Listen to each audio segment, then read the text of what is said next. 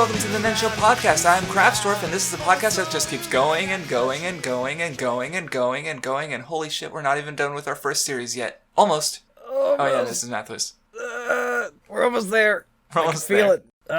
Oh man. So anyway, before we get to comments, we are almost done. I just said that. Why did I say that again like it mattered? You must have been wondering, what are we going to read next? Well, that's not for us to decide. You're deciding. We're in the description. There should be a poll before you don't vote yet, because basically here's how the Nen Show is going to work. Basically, we're going to have all our series divided into blocks. So right now we're in the big 3 block, which is Naruto, One Piece, and Bleach. Other blocks will have maybe a theme, like this is going to be older manga. This is going to be manga with a sci-fi setting. Something we decide beforehand. Then we'll pick from our list, and then before the previous block ends, we'll have a vote determining which of those series we read first. However, what that means is, we're reading One Piece at one point.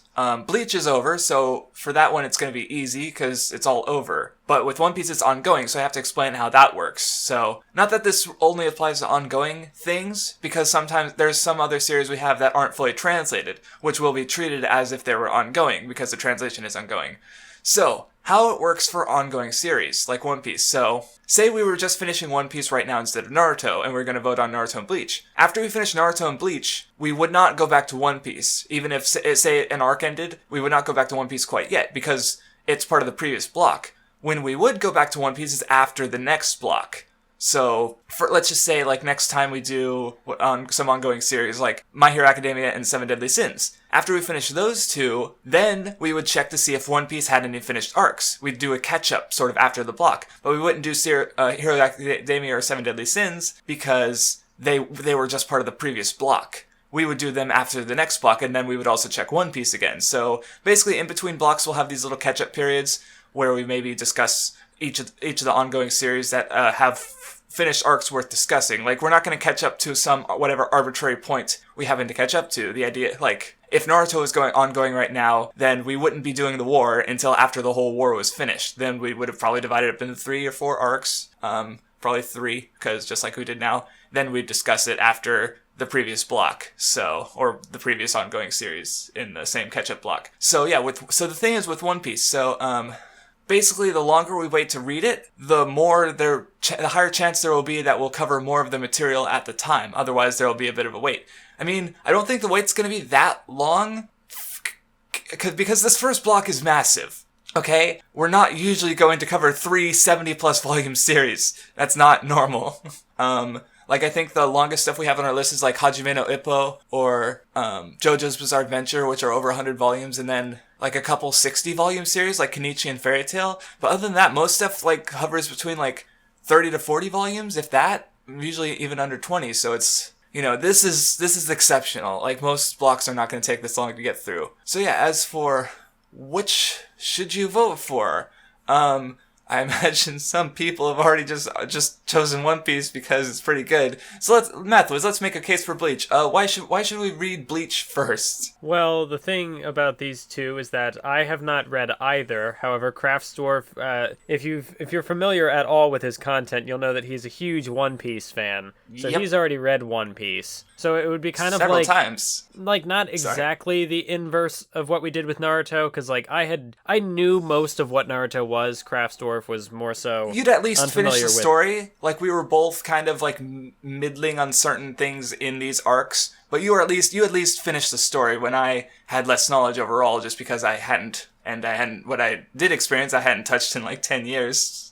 Go on. So yeah, Craftsdwarf knows what's going on with One Piece. I do not, but neither of us know what the heck is going on with Bleach. Yeah. Beyond if we saw the odd video on it here or there. Or with me, it's similar to late Naruto, where I sort of knew bits and pieces of just character names like Aizen or Yahweh or something, but I don't know necessarily exactly how they're significant or what their character is like. So with Naruto, reading these parts of the war that I haven't, this whole stretch of chapters is stuff I've never read through before. So I knew some of the things that happened, but I didn't know the details. And that's really what we're discussing, is the details. So yeah, with Bleach, we are both pretty in the dark about it overall. So it'll be very different from Naruto, because with Naruto we have more of a foot in the door. So which helped the discussion a bit. With One Piece, it's going to be weird because there's a huge gap in knowledge, but like almost even wider than Naruto. You know less about One Piece than I knew about Naruto, and I know more about One Piece than you knew about Naruto. So yeah. So which could lead to a very imbalanced discussion, which I'm a little afraid for. Like I'm going to try to avoid spoiling it, because I could talk about One Piece for days. Every podcast is going to be over 5 hours. No, wait, shit. I might encourage them. But then, also, I feel like if you do try to avoid spoilers, though, then that's going to kind of hinder the discussion. So I don't know exactly what I want to do. Well, the biggest part is where it's like, okay, imagine like last time, because the thing happened again where I was bitching about like, oh, Naruto did clones. Shouldn't the Nine Tails have killed him? And then, you read this stretch of chapters and it gets explained. That thing happened again.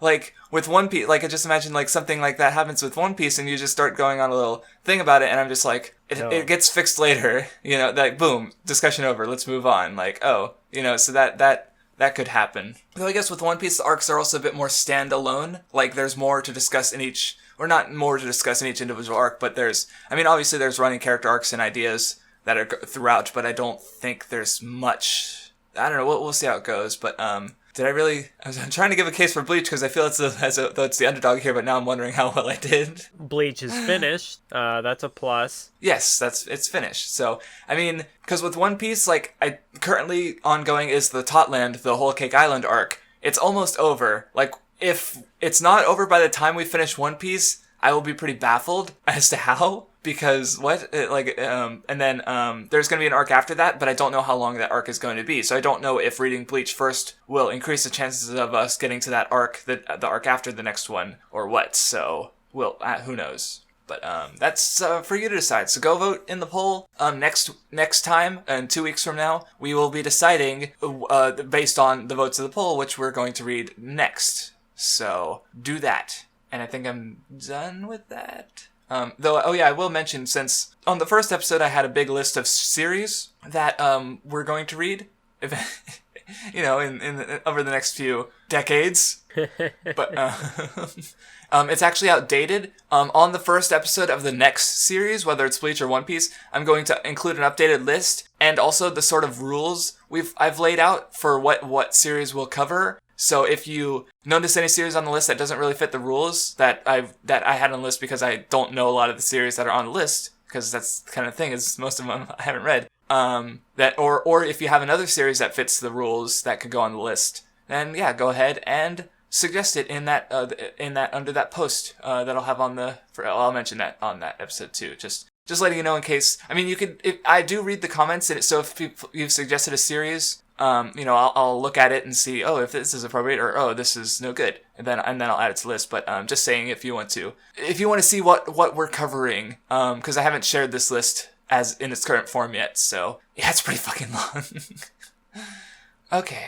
I think that's all I had to say on that. Did I forget anything, or are we good? I think that covers it. All right, so comments. You go first, because I've been talking for a while. So, there is a comment here by Romulus Numa saying, can we get a Nen Show podcast popularity poll for our two hosts? Uh-oh. So that got me thinking, like, should we have something like that? Like, maybe at the end of each series we read, it's like, okay, I don't know, just as like I don't know.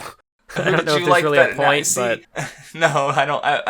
I'm sure our audience has their favorites, just because, like, who did they come from? Who did they come to like better? Whatever. But, like, I don't particularly care, and also I don't want to know. But the other thing is that, like, I don't know, with the Shounen series, like, you had this in your comparison video between the Chunin exams and the sports festival, where stuff that feeds this sort of like rivalry these shonen properties have to each other. Why must we fight? We need to be friends. Listen to Naruto, guys. There's no conflict. We just need to be friends. We all like the same genre. Just don't. So why foster more of that competitiveness? He was probably joking, or to a degree at least. But although anyway, on the topic of popularity polls, before we leave that thought, I found out by our lovely friend, only Sasuke beat Nakatsuki Nin without any intel, that was actually the last Naruto popularity poll in the series, so that's kind of a shame. Naruto wins in the end. Sasuke doesn't even get a chance to Rest in peace. Beat him again. Rest in peace. Yes, he did mention that. I guess on the note of him, because he had his current username is only Sasuke being an Akatsuki member without any intel or whatever it is. But he had some really good comments with lots of information in them. I'd recommend just go reading them because there's nothing specific I wanted to comment on with his comments, but I just oh yeah, that's neat. Like he also mentioned that you mentioned that his comments often get locked up in the spam filter. That's because they have links on them and or are also really long. So those are usually good triggers for the spam filter. So, but yeah, they're good reads. So I'd recommend doing that. As for, I made a couple mistakes last time. Max Musterman points out that I said Saya Yamamoto as the director of Koi no Katachi, or Silent Voice, instead of Yamada Naoko, because I mixed up the only two female anime directors I know. So, kill me. Please kill me. I saw that comment and I hadn't gone back to revisit our conversation, so I was like, "What? The Silent Voice? When did we talk about the Silent Voice?"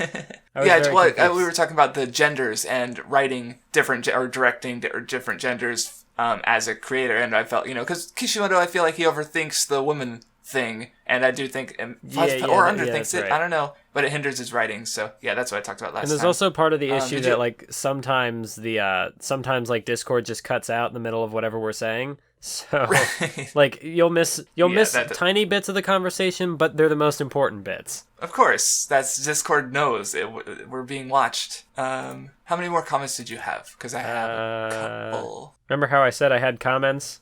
Uh-oh. I don't have many comments. Okay, so I have a couple more. Romulus Numa, again, he said I don't know if dolphins are mammals. Fuck you. I said sea animals to specify the connection between the six tails and octopus, because you have a water-based animal and a land-based mammal. I just didn't say land-based mammal, so I guess the way I worded it implied that dolphins weren't mammals. No, it was just dumb. I have no real reason to specify it. I just thought it was funny. Because I could see how he read it or heard it that way, but no, I know dolphins are mammals. Of course I do.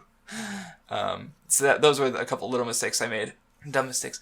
I did get some more input from a few people on the Boruto and Dragon Ball Super, sort of their production. So yeah, apparently with Boruto, the manga and anime are canon to one another. They just cover different time periods. Like the manga starts out with the Chunin exams, and the anime starts out with they become Genin. So yeah, it's like this, which is kind of interesting. So, but we're still not going to read it for the Nen Show until there's more content for it, because again, there's the movies too. But at least I have a better idea of what we're dealing with when we do get there. So, and the last comment, which I guess goes back to sort of Bleach and One Piece too, is Gum Gum Senpai mentioned that Naruto is sort of this. It's a good baseline series to cover, and we're almost done. I really do think Naruto is the best choice to start the podcast with. I agree. It's perfect because it's not it's perfect because it's not perfect. It's actually really flawed, but it's still got really good, interesting parts to discuss. It's got a lot of variance with its fights. We've talked about this fight we like it emotionally, this fight we like it technically. So it's got character depth. It has not character depth. That seems like character. It's got all this weird powers and training arcs. It's got it's kind of got everything shonen does well and poorly almost. So it's the perfect base. If we were to do One Piece, then we'd be comparing everything else to One Piece. This is worse than One Piece in this way. This is almost as good as one. No, it's no, or probably if we started not. With Fairy Tail, then we'd be okay, well at least it's not Fairy Tail. Exactly. Even though you kind of do that already. Yes, exactly. But and with Bleach, we just see the biggest problem with discussing Naruto is that this is our first series period. So there's we haven't been making concessions for people who want to read along. We don't know exactly how to divide the arcs. We're not sure how long each podcast is going to be, just because we don't know how much is going to be discussed. It's our first series, so we've been working through. That would be way worse if we read Bleach first. If we both went, well, we never read Bleach, so let's do it first. But it's just because Bleach is weird in a couple because we don't know Bleach. That's the real issue. So Yeah, so I guess the thing with like One Piece is that we will have a fair, like, you have a good idea of how to structure One Piece. Bleach is also still like a little uncertain. Yeah, if someone in the comments like knows Bleach and wants to just sort of look through the arcs and give us like actually, you know what, in the comments of this video I'm going to post our current arc structure for Bleach and mention why it's that way, because there's some stretches where we talk about a lot of volumes, and as I understand it, especially later on, Bleach it's very, I almost want to call it like sort of cinematic in its panels, where it just uses a lot of big panels with lots of not empty space but just low detail backgrounds. Like it's just characters, like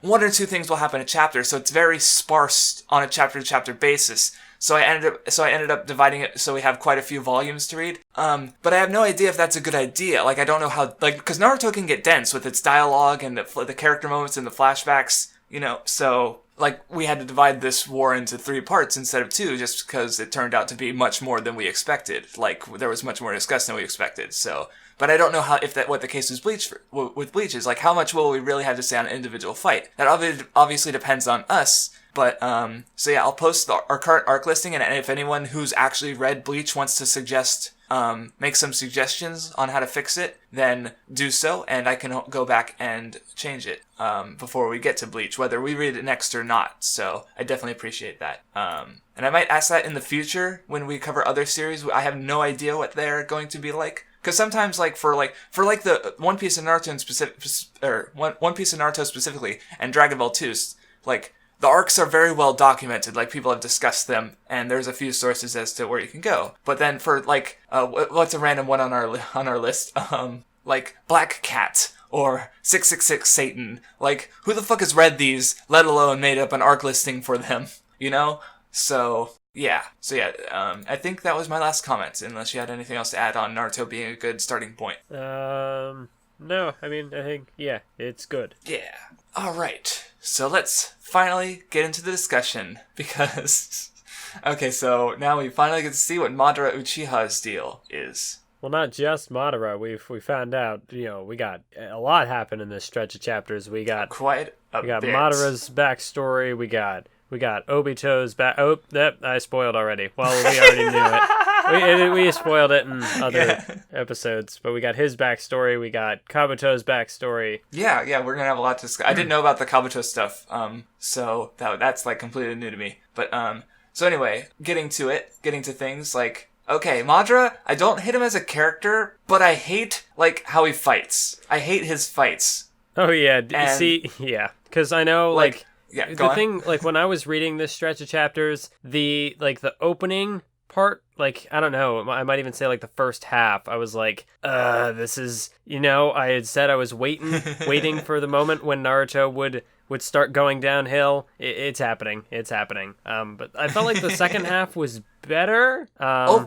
See, I'm not sure if I hated disliked the first half that much, but it's like, I definitely there overall were aspects of it that were really like, yeah, no, definitely, like the fights, especially with Madara, there were moments where I was like really disappointed, or like, I'll describe what happens here in the moment, but overall I think I like this stretch of chapter better than the previous ones, which is, so it's like, we're 2/3 of the way through the war, and I still don't know when it gets like really bad, because I don't think it ever really does. Like, again, if you're watching it in an anime format, or if you're reading the manga along weekly, especially if you've lost interest at some point for the many reasons you could stand to lose interest in Naruto, like, I could see why people just, you know, drop off at this point, even though we're still into it. So, but yeah, I do think I like the stretch of chapters even better than last time. So, but that said, here's how we fucking start this shit. You know, Naruto, he's like, I'm gonna hit Madara with a Rasen Shuriken, and like, they do a little team thing where Gaara pulls him out of the Susanoo. And then he's just like, LMAO, I have the Rinnegan. I bet you guys didn't know that. Did you know the Sharingan, like, evolves into the Rinnegan? Like, he just goes, like, fucking Poliwhirl to Poliwrath with the Water Stone, like, boom, right on the fucking spot. Yeah, I was just, like, immediately like, really? Like, fucking really? And it's like, oh, look, a meteor. Oh, nice, you guys stopped it? How do you have... Oh my god, the what meteor. About the second meteor? The meteor.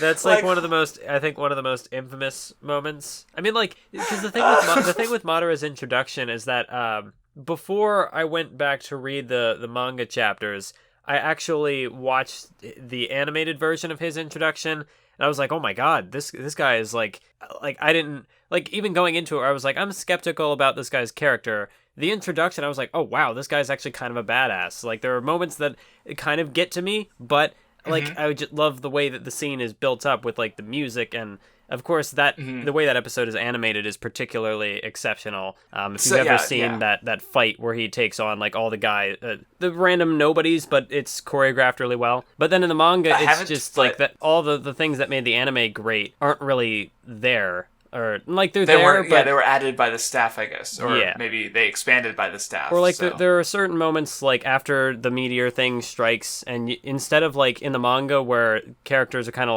like you get a panel of Gaara like propped up or whatever, and Tamari's like, "Are you okay?" Whereas in the manga, there's just like a bunch of like panning shots that are just like complete silence, just really letting that destruction sink in. But like in the manga, it just anime there's the panning shots. Yeah, in the anime, because it like I don't know, that sense of devastation sinks in more because there's like a lot more like a stretch of silence. But I don't know, in the manga, when I revisited it after watching the animated version again, I was just like, because I'm seeing the problems I have with the power system. It's gone. It's broken.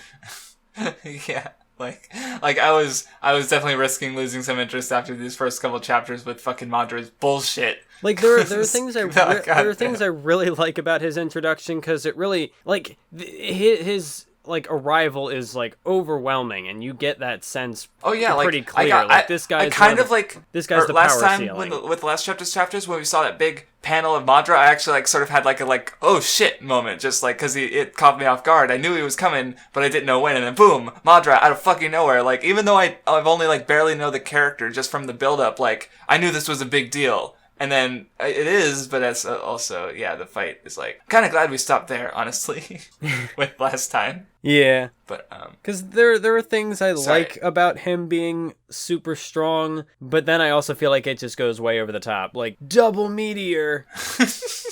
Well, like the first one, I was just like, okay, this is fine. And then the second one, I'm like, oh. See, like, I don't know, I can see why people would maybe even be, like, have a problem with the first meteor, because it's like, okay, what is this? But I mean, really, like there's the line I think from Gaara where he's like, are we fighting a god or something? And it really just does put into perspective like how strong this guy is, like how overpowered he is. But yeah, the second meteor was total overkill. I wish that was the end of his OP-ness, but no, that's only the beginning. Yep. So he starts pulling out wood-style jutsu. He tries to summon the Kyuubi. It doesn't work. Although there was just one little trope that Shonen tends to have. But when Kabuto's talking through the Kage guy, the second Tsuchikage. Yeah, he's like, oh, well, I fixed you up so you're even greater than when you were alive. And it's just like... Well, I figured that was... because that actually answers the question I had last time, because I was wondering why Nagato was super old and Madara wasn't. And it actually, I think it makes some sense, because Kabuto's probably had Madara's corpse for a while. And he, so he had time to fix it up and restore him to his youth. Like, I don't know about you're better than when you were alive. Like, I mean, I kind of figured that, I took that as, like, you're better than when you died. Because when we see him when he's died, he was super old. And now he's in his youth again, which I thought was weird last time, but now it's kind of been explained. But with Nagato, Nagato just died like a week or two ago. So Kabuto obviously wouldn't have had the time to restore him to his youth as well. He needed to do that in the fight itself by draining some chakra. So I thought it was fine, but that's how I took it. I didn't take it as like, Madara's stronger than ever. I mean, maybe he is stronger than ever before. I mean, the Edo Tensei is just being Edo Tensei. Like, you can't, well, I'll mention this later because there's some issues with some of the fights against Edo Tensei characters. But like, because, the idea is to beat him down so that you could seal him up. Like this part is fine because he's just so overwhelmingly strong. How could they? And the Kages do try when they fight him later. But there's another bit later. Yeah, I guess I'll accept your explanation just because I like that. I don't know the idea. I mean, it's just a shonen thing that they do. It's like, oh, if a character comes back or whatever, it's like, oh, but they're stronger than they were before. But I like your explanation better because it doesn't necessarily mean that's that he's just how stronger. I might he's not just be. Yes. Been fixed. Yeah. Right. Okay. Yeah, he's restored to his youth. Of course he's going to be stronger than he was before from his, because mentally imagine he's still mentally he's definitely, he knows Obito, so he's still the same he's the mind of old Madara and the body of young Madara, revived by Edo Tensei, basically. And then that so also would explain sort of why some of the other characters aren't, like, their youth isn't restored, because it was like, Madara is a special case. Yeah, because again, Kabuto took extra effort with Madara, so which again, that he might not have had time for. And I think the only, like, Chio and Nagato would have been the only ones who he would have wanted to restore to his youth, I think. Because everyone else was already at their peak, or their prime, basically. Or at least as much of their prime as would be worth, like, going through the extra effort to restore them, so. But, so anyway, we do get, like, during the fight, there's this little, the Tsuchikage. I was surprised at how much character he got here, because they make a connection between him and Madara, where he met him as a younger ninja, and even then Madara was just toying around with him because Madara's too fucking OP. He's like Kage plus level. Like, I just love thinking back to the manga, and I was like, man, when you unlock all eight gates, you go Kage level. That's pretty impressive. And then you get to this point, and it's like, I guess. But then it actually happens in the final stretch of chapters, I guess, so there's more to be discussed there. But it's like, what is Kage level even at this point? Like, Naruto, clones of Naruto are kicking Kage ass, and then kicking ass alongside the Kages, and then Madara just exists. So yeah, it's pretty nuts.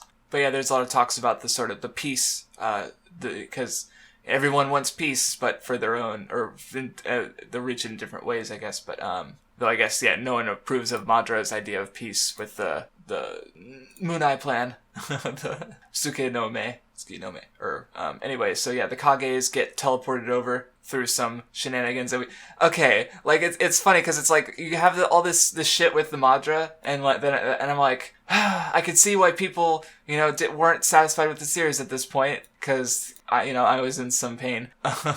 Only I know true pain. But then all these Kages fucking get like teleported over, and you get this really nice like spread with all 5 Kages just standing there like bosses, and I'm like, yeah, I might be able to see why people lost interest, but I can see why people stuck with it too, because you still get moments like this, and it was satisfying just seeing all the Kage together. But so I guess there's their fight. So I guess we should talk about a bit about the 5 Kages versus Madara, because I'm not sure. Like, I like seeing all the Kages working together. But I'm not sure what there is to comment on the fight itself, really. I mean, like, at least throughout the fight, you kind of get, I don't want to say that every Kage gets a chance to shine, because really, like, the Mizu Kage doesn't do really anything. The Rai Kage doesn't really, like, character-wise, nothing really new happens there. There's a big moment with Tsunade later. Well, yeah, because Tsunade gets her little moment. Is this gonna be your Tsunade rant at long last, or?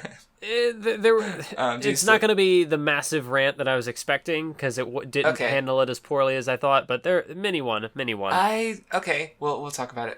Actually, that's God damn it. They're cutting between fights again, so I guess we'll talk about that later, because they cut away from that to get to the Naruto and Killer Bee versus Tobi and the Jinchuriki. So I guess we'll talk about that first. This fight was, I think, the biggest struggle to get through. Okay. I don't think well, what did I think about it? Well, because, like, at least for me, I know that, like, because ultimately by the end it builds up to the big fight where Madara joins up with Obito, and I did it again. Oh well, I already ruined it once. Who's Obito? I don't remember Obito. But they join up, and then there's the big battle there, so I know, like, okay, well, not much is going to be accomplished here. And I mean, yeah, you do get some cool stuff with the they are all using their different powers. We're kind of seeing what the Jinchuriki were like one of them's the Mizukage, so that's something. But also, it's just kind of like, just realized, like, this isn't going to go anywhere. Like, no one's going to get hurt. No one can take any meaningful damage here. It's just kind of Like, looking through, though, like, there's one thing that doesn't get a lot of, like, attention, is that, like, Killer Bee uses it, like, once. Samehade, or Samehada? Kisame's sword? I think I pronounced it correctly, maybe. Like, he uses it, like, once against one of the Jinchuriki, but it doesn't get nearly as much attention as it should. Yeah. Considering it's like the perfect anti-tailed beast weapon. They don't like. Did they use it against the 10-tailed beast later? That happens. Whoops, I spoiled it. Yeah, because like Samehada was like a spoil of war for him. The whole thing with Kisame, so right. you'd think it would be kind of a big deal. Yeah, I almost thought he didn't. Like I was going to mention how it's like it's a missed Shekev's gun opportunity, but then I was looking at the panels and here he is clearly using it against the girl one with Yugito. the wings. I forget which tailed beast she has. The bug, the 7-tailed bug. That was maybe? Yugito, the other one from the cloud. Okay, no, that's the tail. Not that girl. That's the 2-tailed cat. He's fighting the other girl with the sword. I was wrong then. Yeah, but I think it's a girl. it's a manga. You can't tell all the time.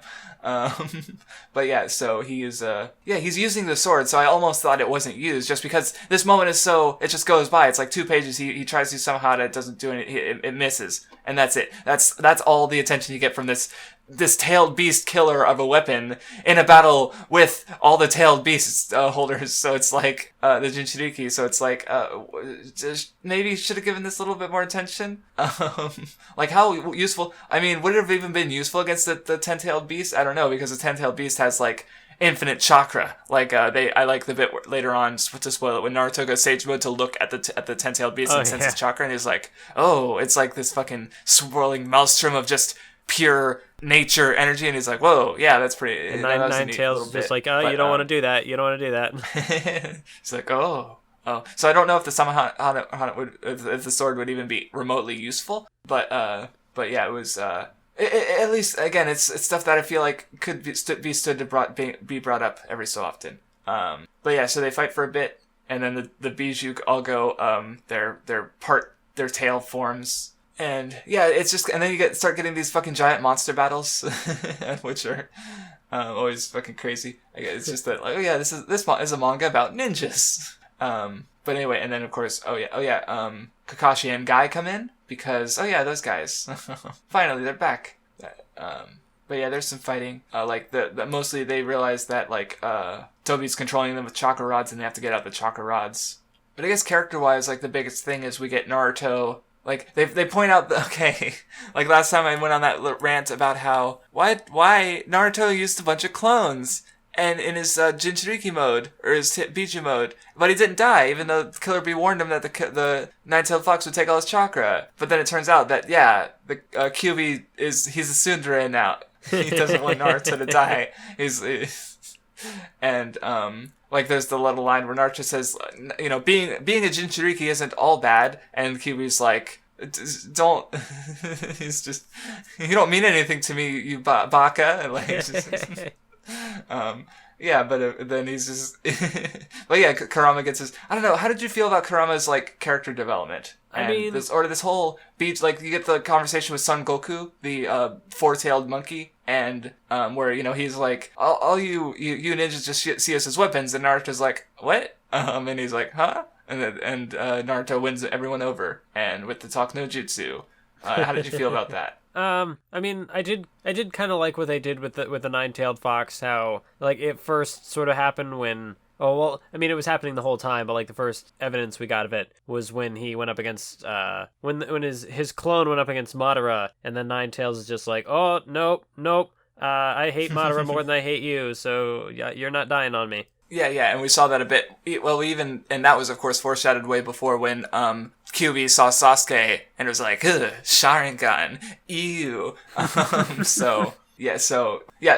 not out of nowhere, but then you get this, I don't, like, I guess the thing is that, like, the Nine-Tailed Fox hasn't had a lot of characterization up to this point. Like, he's just kind of been the embodiment of hate, and then, kind of just almost more of a plot thing than an actual character. But then now he's being given some character. But I don't hate it. Like, I like, last time I was bitching about how I didn't like how QB was being drawn. But, like, I don't know, I was fine with this. It was a little character. Like, it makes sense that Kyuubi would take a liking to Naruto after being with him so long and seeing him just be so, pure. Because that's, which is, static character arcs are fine. Naruto's dealing with this shit, but he's managing to persevere.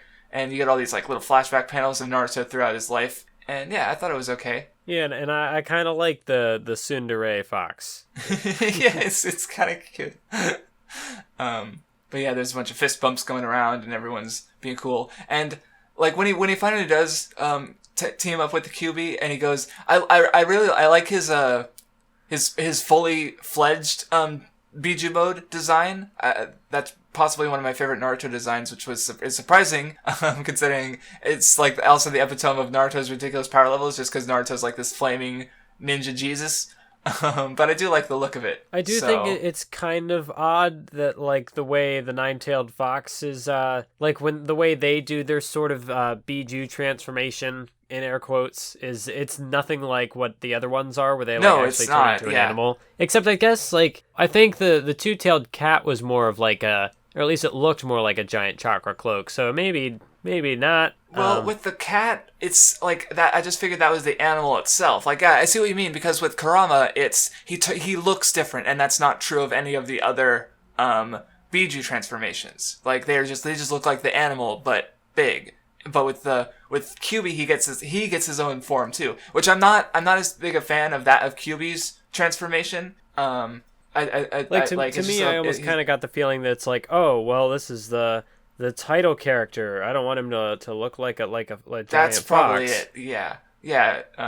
Well, and because especially like I guess the markings make him look less like he's literally transformed. Kurama's both a different character and he looks different, I guess. So it's a little, but yeah, it really it doesn't really make sense aside from just on that like dare I say symbolic level. Well, because like not to give it too much credit, because again, I just think it's a little awkward. With B and Eight Tails, like he transforms into a giant squid monster thing. Octopus. Yeah, octopus. That's right. Wait, no, the squid monster. Yeah, the squid monster. That was just a random animal. Yeah, so he becomes the octopus, and that's a giant animal. He doesn't have the cloak thingy, but it's a minor thing. It does look really cool though. Because I don't know, did Killer Bee ever use the? No, why? Hold on. I'm trying to think. Why doesn't Killer Bee have a Biju mode like Naruto? Is it a Nine Tails only thing, which is just like, oh, the protagonist is even more special, or does it have to do with the training? Because Bee went through the same training, but I guess like, did he ever have to leech chakra off of? I don't know. I'm just like, because I felt like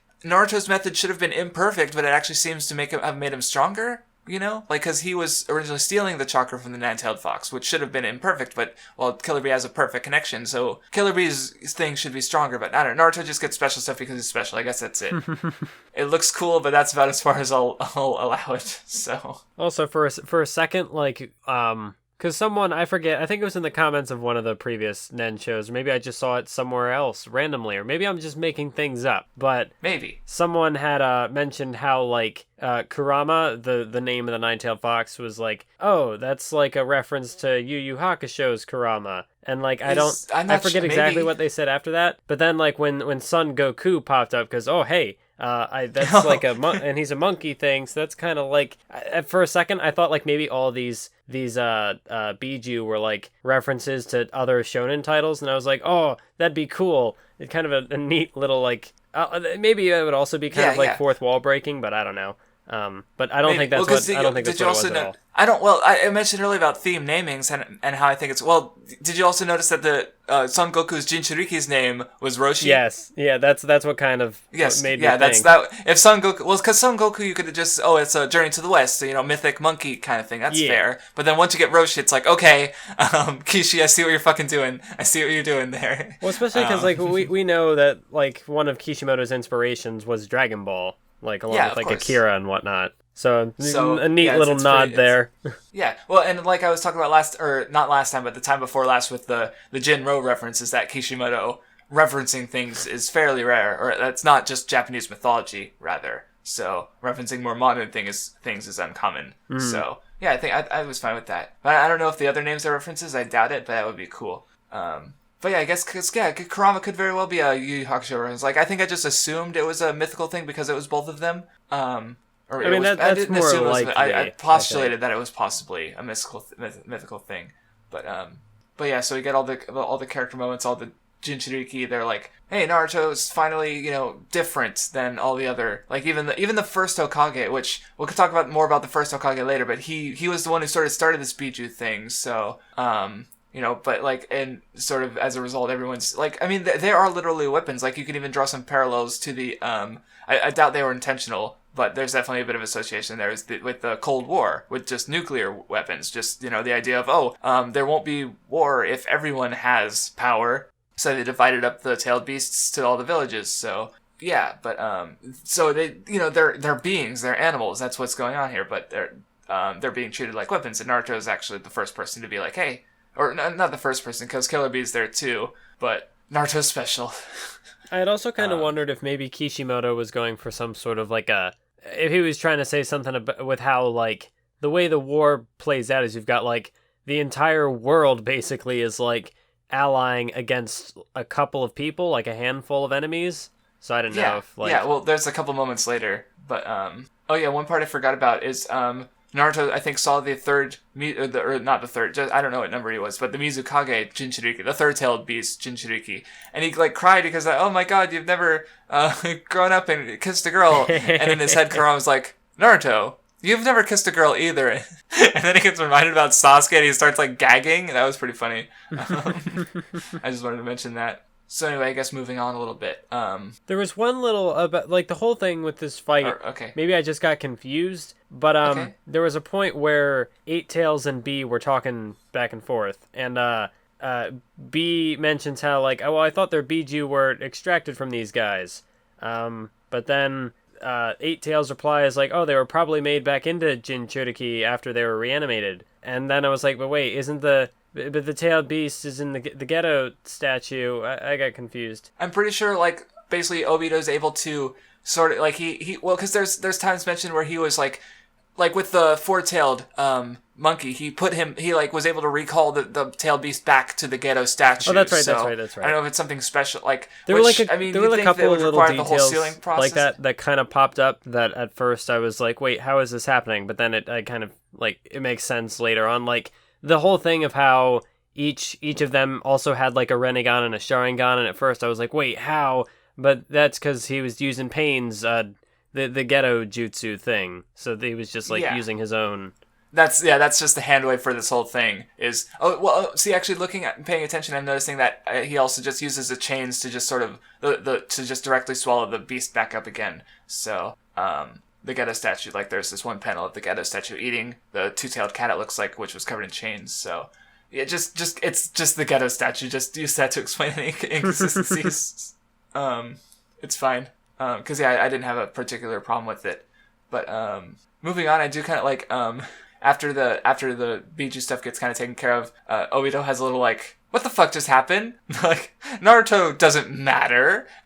He's just supposed to be some dumb kid, but now he's actually getting like the Biju get all fucked up. And yeah, Obito's just sort of like, like, I kind of like well, because he didn't predict Nagato betraying them, and now he can't predict Naruto either. So, it's just, he's getting caught off his guard a little bit. Yeah, you do get that kind of moment where he's perspiring, as the translation says. Or thought he was perspiring, but oh no, it's just the rain. Never mind. LOL.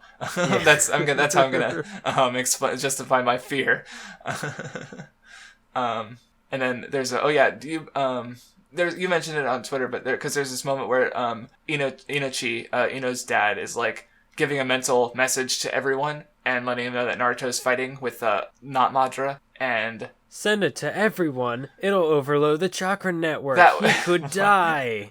Why? I guess just to explain why he doesn't do it normally, but like, and I get and it also kind of like stresses like this is how powerful this hope is to the troops on the battlefield. That's an annoying like shonen thing where sometimes they like a character just is like this happened a bit with the teleportation too with the Raikage. Third Raikage was the only one to ever get teleported with this object sending technique and not die because he's really strong. And Tsunade was like, oh, well, I'm gonna use my regen thing, I'll be fine. And like they just like it doesn't really like I guess it's just to explain why it doesn't get used more often. But well, even then with that one, it's like they already have summoning and reverse summoning. This is just a different method. Like it's to build up these characters, I guess. So it's a little sometimes a little clunky. Like this is, again, these aren't the worst examples I've seen, but it's sometimes just a little like It also feels just a little over the top, maybe, because like okay, you can't share it to everybody. Maybe just break it up into like. Send it to just the leaders. Just send it to like the lieutenants. But I guess but it's got to be like this big climax because it's like the end of this sort of like moment. I guess so. Or I get what he's going for, but just thinking about it like practically, it's like but then like what if he did die? Then like how would you transfer more information for the Yeah, right. Like just to improve some morale and like yeah, if he did die, that would be pretty. That would fuck everything way more than just the lack of morale would. So. But anyway, I guess, like, it's moving past that bitching of mine, or ours, rather. We do get these, like, all these little monologues of all the characters, all the other Leaf ninja, just sort of thinking about Naruto. Like, Kiba's like, oh yeah, Naruto's my rival. And Shino's like, I remember existing.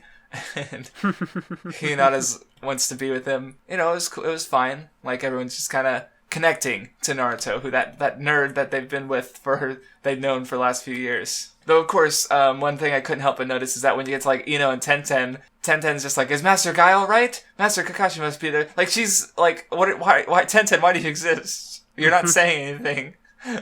Yeah. And Ino's talking about her dad more than anything else. Like, they have so little connection to Naruto because they have so little character. Like, they just haven't been given any attention characters. At all, so. They're here. I promise. I didn't forget them. Yep. At least Kishimoto didn't forget any characters, like when a Toriyama just completely forgot launch.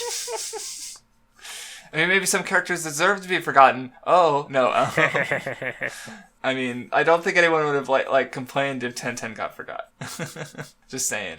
But yeah, you tweeted about this where you get the like big page spread with all their footprints as they charge after Naruto, and then as they run together, we all stand with you, Naruto, as they all run together, and then you get the page after that with a lone path of footprints, and then it's Sasuke. Yeah, our boy Sasuke. Okay, but then that's it. That's the end. We cut away from Sasuke. No, come back. Come back. So then Karin returns to my bottom 5 characters. Like, is there nuance here? Nope. She loves Sasuke, but now it's even more of a love-hate thing. And I immediately hate everything again, and I want to die.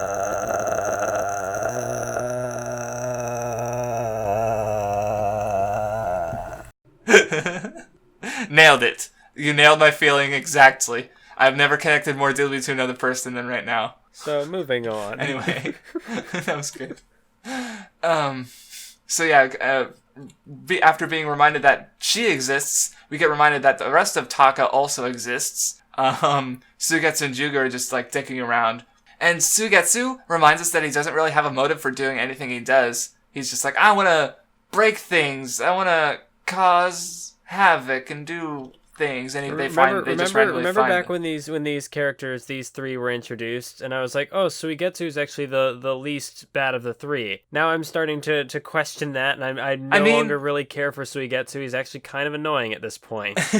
Well, there's some moments later that I'm like, okay, but yeah, Suigetsu's not. I agree that he's the least shit of the 3. Like, he's not particularly good, but his competition is Jugo and Karin. Like, he's not that bad.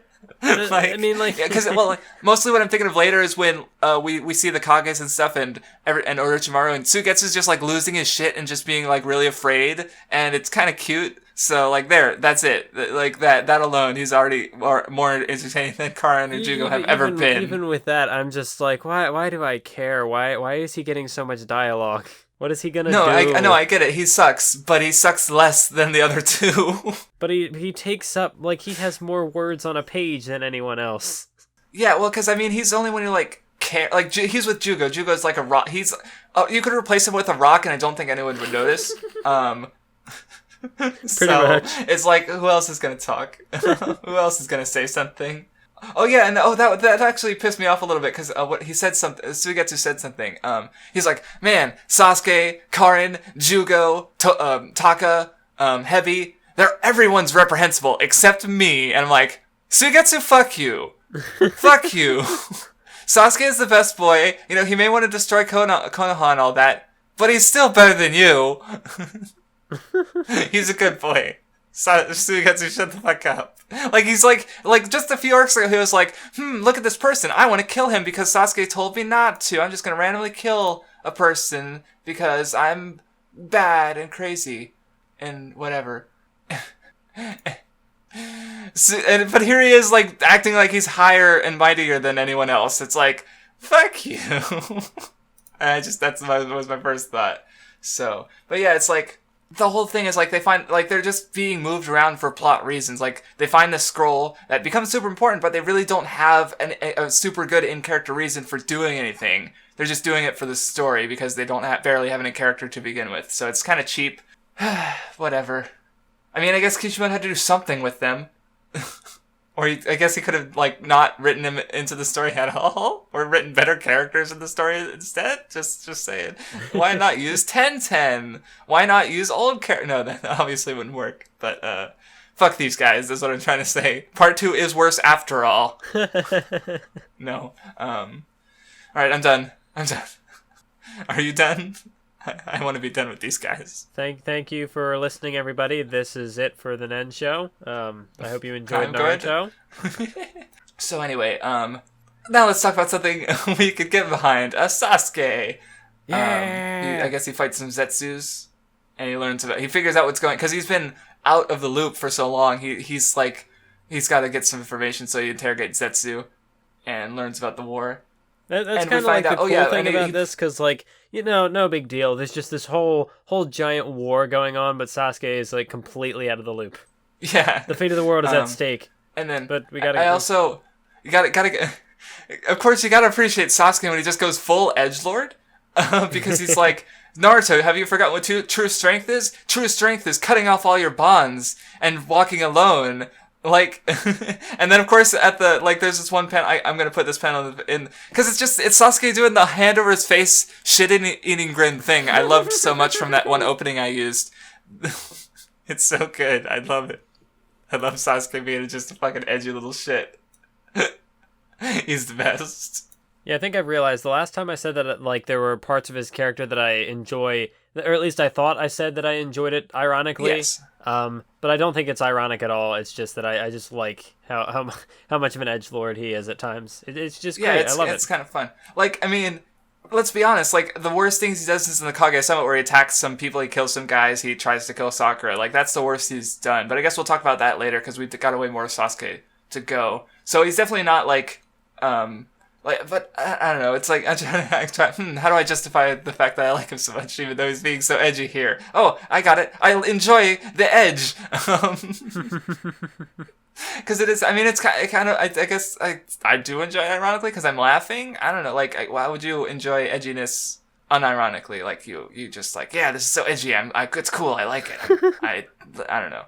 So anyway, okay. Now I think we get the yes. Now is. Well, there's a couple things that happens, but Sasuke sees Itachi, but let's talk about that. Or no, do you want to talk about that first, or do you want to talk about the rest of the Madara versus Kage's battle, because they kind of cut between back and forth a bit? Flip a coin. I don't have a coin. I don't have metal money. Are you crazy? Rest in peace. I guess we'll talk about Itachi then. Okay, so Sasuke sees Itachi running by, and he's like, what? He's just like, you can't deal with that shit, man. You can't just drop Itachi on him like that.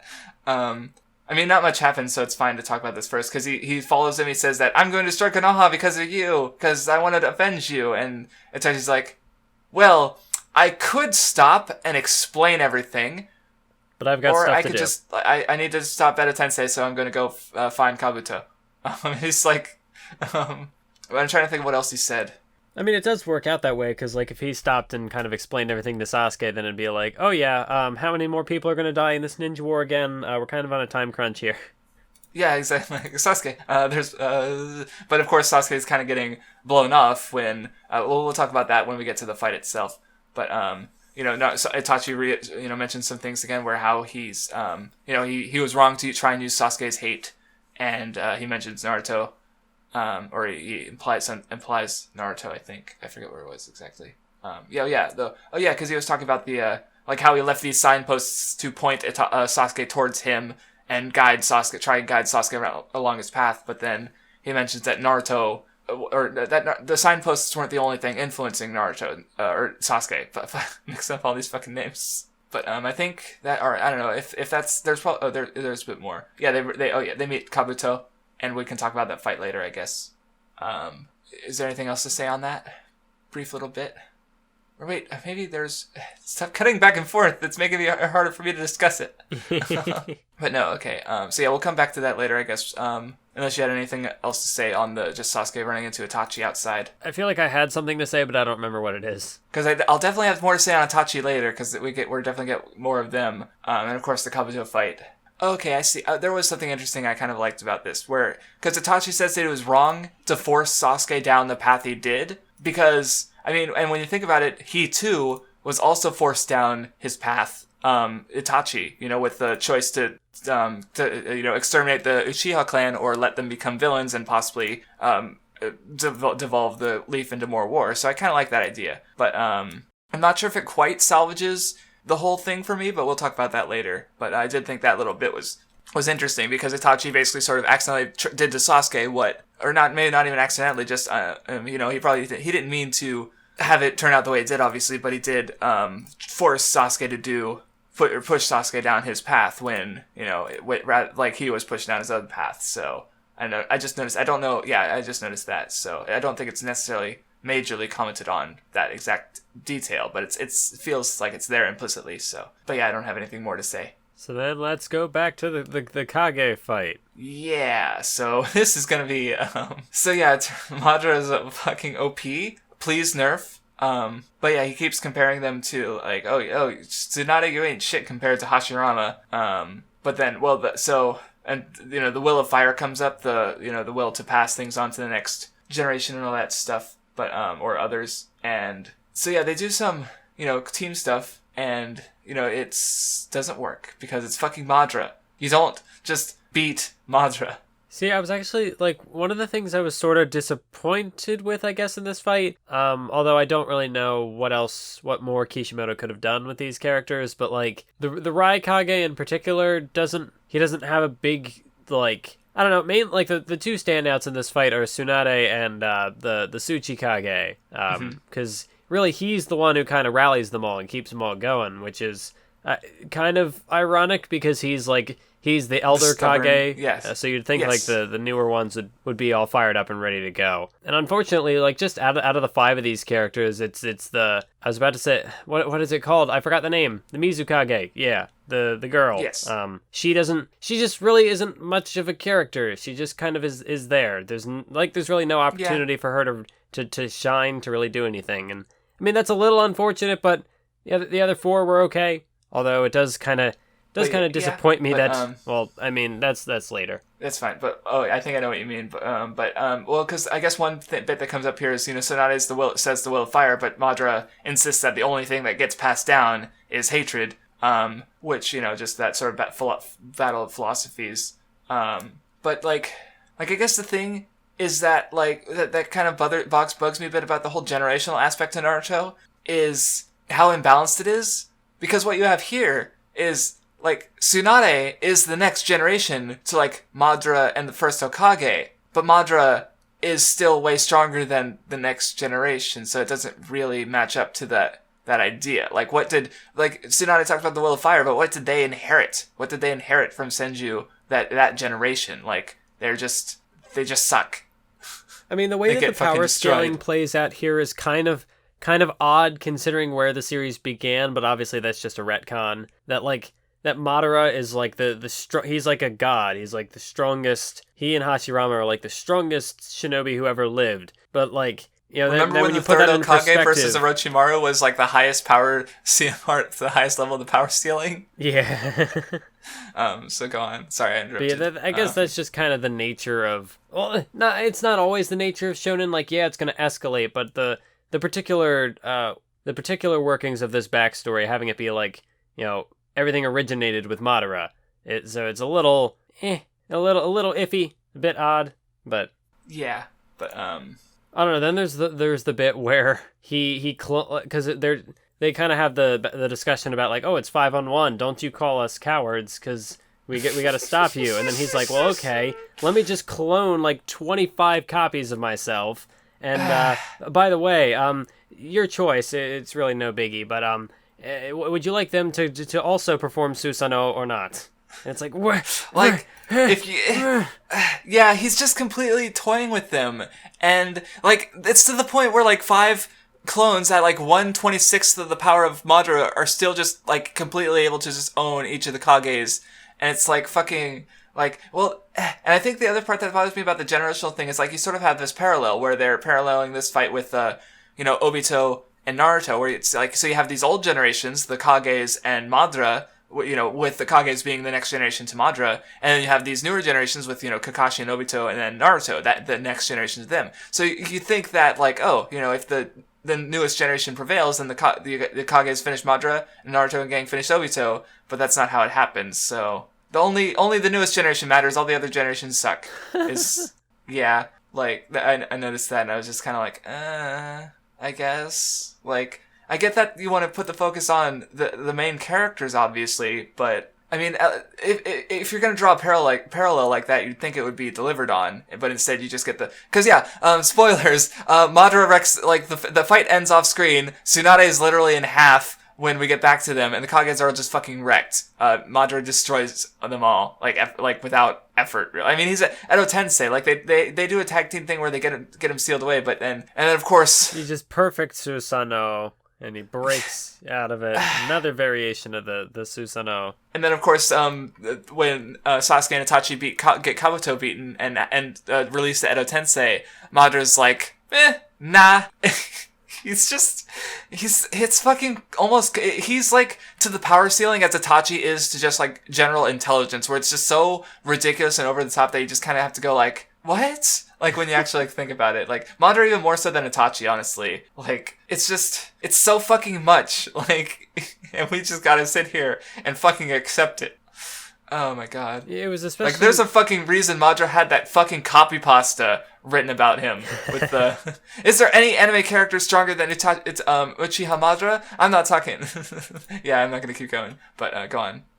What was I gonna say? Oh no. I forget. I interrupted you because I'm the worst. Oh, but yeah, I guess we're talking about the fights. This is as good a time of, I can't even words. This is as good of a time as any to get this mini Tsunade rant off my chest. Go for it. So, like, I mean, it's really, it all kind of, like, the problem is only amplified because she was unable to really do anything in the pain arc. Mm-hmm. So, like, here, she has a big moment to step up and, like, defy Madara, like, no, I'm the Hokage, and I'm gonna protect the people that I love, the people. I'm gonna protect my village because I'm the Hokage. But it ultimately just amounts to nothing. And right, like if I think this wouldn't be as much of a problem here, because I get it. You want Madara to be, he's super overpowered, and forget the Kage. Naruto's got to take him down. That's fine. But when you also consider the pain arc where Tsunade,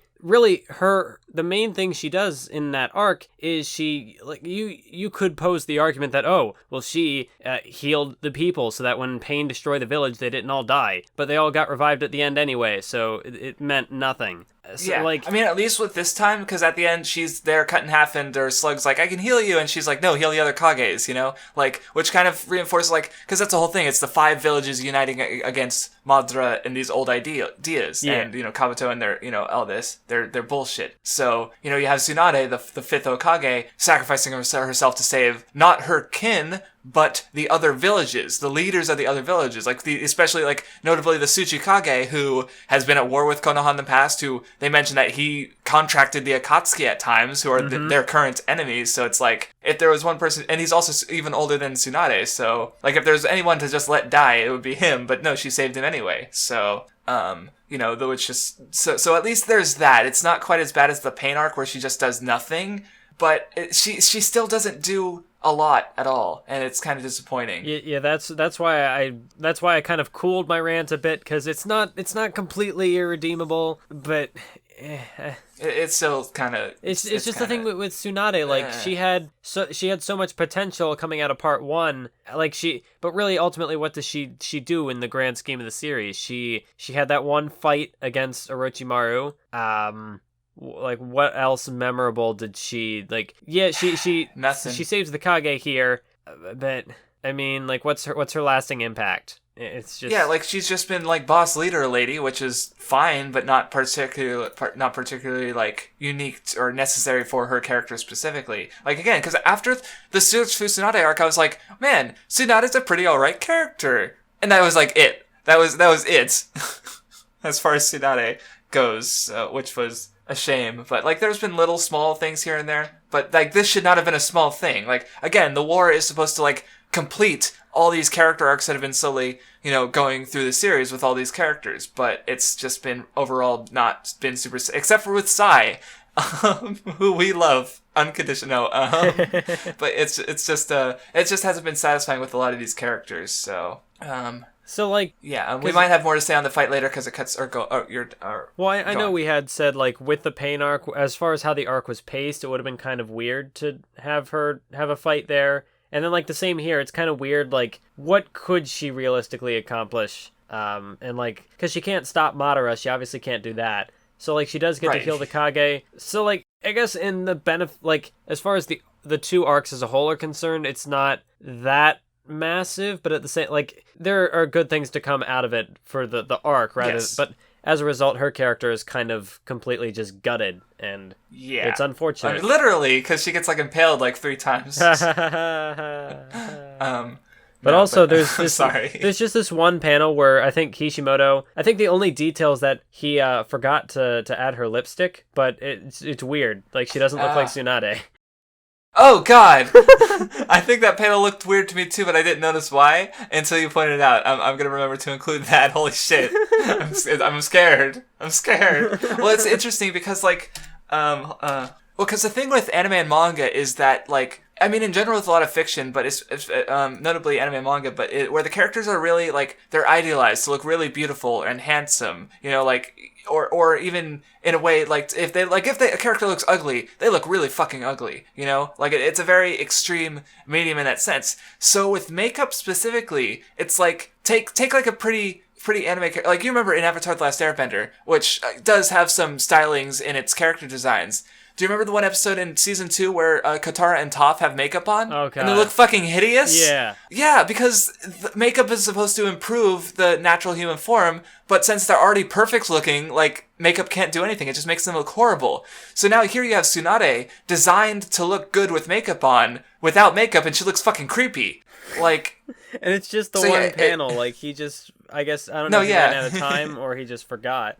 Yeah, I mean, it could have... Well, considering this is a volume mistake, they probably just didn't notice. But... I am pretty... I forget exactly when his assistants start drawing more of it, or how much of an influence they had at this part in the story, because now we're getting down to the nitty-gritty. We're getting down to the end here. So if, this is the part where... He's been doing this for, like, over a decade. So like, it's natural for some fatigue to set in at some point, because someone mentioned that they felt that the art got stiff around this point, and maybe if I did some, comparisons, I could see it, but, like, it's not bad enough, the art generally isn't bad enough to bother me, but, or go on? Well, because, like, the thing here, I know it's not, like, the art has taken a dip, which just happens with shonen manga, but at the same time, it's not, like, it doesn't hurt to look at, like, say... when Dragon Ball gets really angular in the last 2 arcs, where at times it can be kind of like, it just isn't pleasant to look at.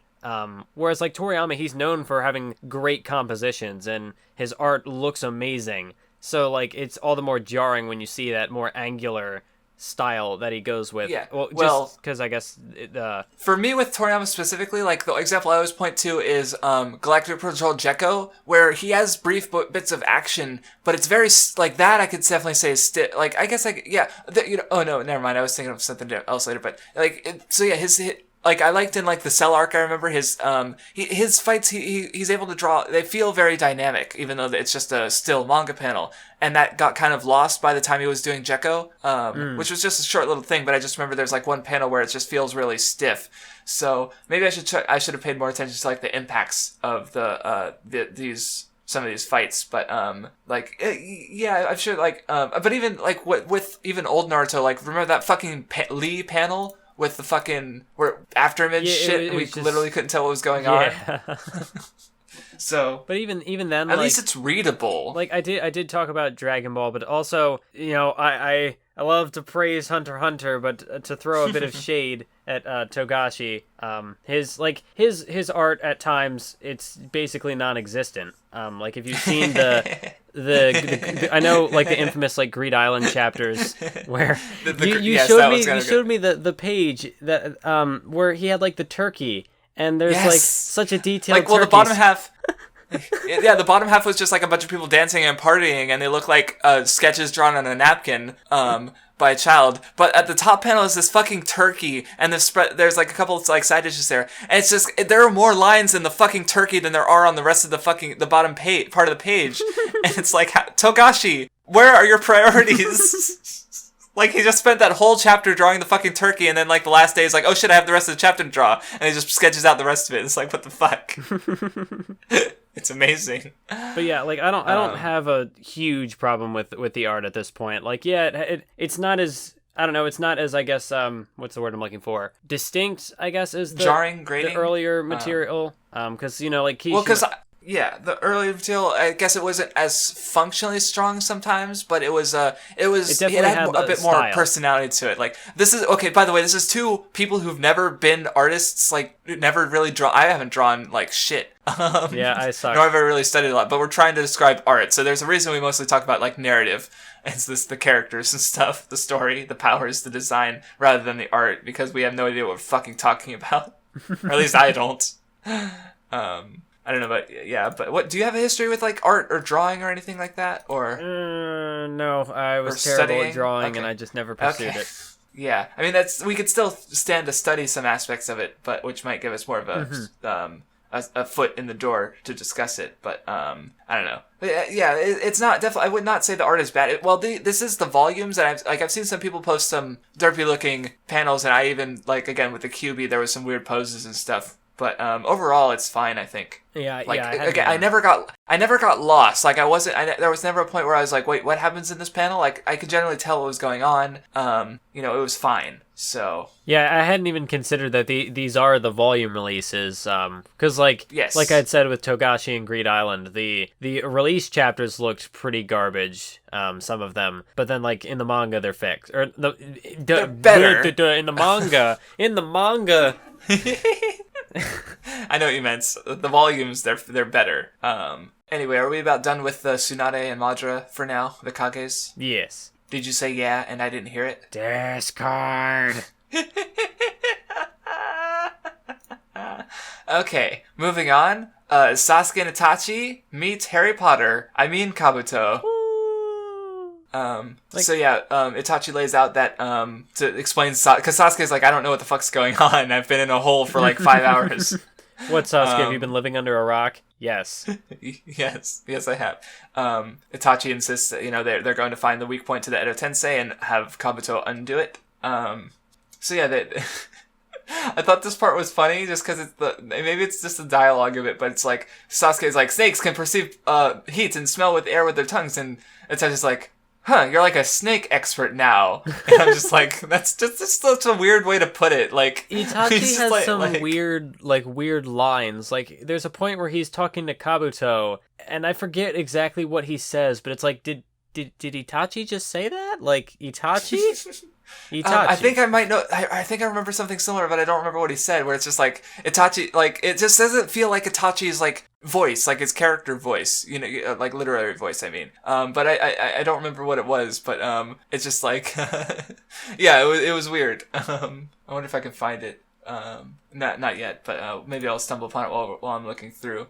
But yeah, so I guess Well, one of the things that happens pretty early on is Kabuto mentions that he was looking into some secrets, and he found out the origin of Jugo's curse mark shit and some of Orochimaru's snake stuff, and he turns out he found a dragon sage mode, and I was like, oh, okay, I didn't know about this at all. I don't really have a problem with it though, because Tsunade has her what is it, like the mitotic regeneration or whatever, which it's not sage mode, but like it kind of it's a special like power up thing where she gets like the paint on her face. It's not actual paint, but you kind of get what I'm saying. It's like it's like a transformation kind of deal. Yeah, and so and she was a Sanin, so that was like with her Katsuya, or not Katsuya. Katsuya, that's what it's called. Katsuya's the slug, I think you're right. Yes. Yeah. Gotta make sure I don't say the other K named character who hasn't appeared yet. But she who must not be named. She who must not be named. That's right. And then like of course Naruto and Jiraiya had Sage mode with the Toad Sage, so I think it's reasonable that there would also be like a Snake Sage mode. It's just weird that someone pointed out that Kasame might have had a Shark Sage mode, but they just never stated that. So maybe, I don't know. But I just don't. I mean, as far as like Sage mode goes, he doesn't really use this. Like he doesn't really use the same mechanics as like the stillness aspect to it. I mean, though it does fit his because with his like the fight starts and he's got a bunch of snakes around and they can't really tell which is Kabuto. Like that's like the perfect opportunity for Sage mode because you can just gather your chakra again. Because they can't find you, especially in this environment. But also, I can't help but notice that the Sharingan can see through like the stalactites. So I imagine. So I guess it turns out that Tobi was not hindered at all by his mask. So that was one thing I was wondering before, because I was talking about that bit of narrative cheating, where I feel like why was Obito wearing a whole eye hole mask? I don't know, not sure. But anyway. So I guess the thing with Kabuto's powers is that, we get into a bit more into his character later, but, he adds to himself to try and figure out what he is. Like, he's got Sage mode, he's got, like, I've got the Hozuki clan. He's got all of Sasuke's, like, friends' abilities in his, like, he mentions Jugo and Sugetsu, and I think he mentions Karin for some reason. I forget exactly why. But, yeah, he's just got a ton of powers, and I was pretty surprised at how, like, sort of how he just almost like took all of Orochimaru's idea, like stuff, and sort of put it all on himself. Like, but I was fine with it because Kabuto's pretty all right a character, especially when we get to his backstory later. It also, like, I know, like, early in the series we had some issues with his character because, like, what was his character? But then it's also, like, here, it's brought up, like, Kabuto doesn't even know who he is. So it's like, who is Kabuto? It's Yeah, that's kind of the point. It's like, well, he even mentioned it back when he talked to Naruto, I think, after Orochimaru died, where he, I forget exactly what they said, but I remember liking that idea, especially because I feel like potentially on a meta level, you have Kishimoto recognizing that Kabuto is not much of a character and just rolling with it. Whereas with Orochimaru, I don't really think that's, like, Orochimaru has also had troubles with the character, but I don't know if they've quite been rectified like Kabuto's has. I mean, not that this really fixes the issues with Kabuto's character from before. Like, oh, is he going to kill Sasuke? Is he going to kill Orochimaru? No one knows. I still don't know what he would do or why, but at least I do like the idea of his character with this this spy who lost his sense of identity. Though we'll talk about that later. What else do we have to say on? Well, I guess the fight gets split up by a couple of flashbacks. So there was this bit where Sasuke gets a flashback to he infiltrated Konoha and heard some dudes talking about Itachi, and they were like, "Man, fuck Itachi. He's like shit." And Sasuke's like, "Fuck you, I'm going to destroy Konoha." But we mentioned that because Kabuto said that, "Hey, you want to destroy Konoha? I want to destroy Konoha. Let's destroy be your Konoha." Brother. And Sasuke's like, "Fuck you." I do think it was kind of weird though that Kabuto actually said like, "I'll be your brother." It's like, well, he also mentions that he connects with Itachi because he was used by the village like Itachi was. Yeah. And then of course eventually cast out kind of, and then like as he says like, what did Konoha ever do for us, Itachi? So anyway, there was a bit of a weird moment where Itachi's like, okay, well we can't hit him with Ocular Jutsu, but there's Sharingan abilities that can go beyond Ocular Jutsu, and Sasuke's like, Izanagi, and Itachi's like, no, the other super secret Uchiha ability that's never been mentioned before. And I'm like, God damn it, not again. This is just the Kishimoto, or more like, I won't say it's the Kishimoto trademark because maybe he'll get better in his new series, but like it's definitely the Naruto trademark where fights are mostly decided by new techniques. I hear Bleach is way worse about that, but I have no idea. Actually, let's not mention Bleach. No. Oh no! Be sure to vote for Bleach in the poll. I don't know. I don't think it's necessarily a Kishimoto thing. I just think it's kind of it happens in other series too. and sometimes for decent, well, in Naruto it happens like most of the time. Oh, I guess in Shounen. Maybe I just haven't read enough Shounen. I don't know that. I'd have to make a list of the instances and like compare it. Like, okay, how many fights are there? How many? Because I mean, it's natural for characters to not use everything. Like, but how do you adequately foreshadow things? Like, part of it is because there's so many different techniques and powers in the series that how do you establish all of them? Like, I guess the thing with Izanami, like, see, at least with the like explanation of what Izanami is in relation to Izanagi, I kind of like that with like it was fine. With just it was maybe a bit too long of an explanation, but just explaining like why these abilities were sort of made to counter each other or affect each other. I was like, oh, okay, sure. But I guess there's some. Well, I mean, there's maybe we'll talk about that more. But there's at least reasons for it. But I don't know. And I'm sure that there's another this moment like, was just mythological sort of like connection, like Izanagi and Izanami from something. So, I don't know. There are probably names, but someone will hit us up in the comments. So anyway, they fight for a bit more. I guess we could talk about the end of the fight later, but first there's a Kabuto's flashback. I actually like this flashback. What did you think? I would, I think I agree. I don't have any reason to dislike it. Yeah, because especially like, okay, Kabuto's mom, the nun, no. She kind of just looks like Kabuto with long hair. But they're not related. They're not... A little bit. Which is weird, but... I mean, it could just be because it's... Yeah. I mean, because it's the black and white manga, like, maybe in color... Yeah, maybe the anime they gave her... Well, because...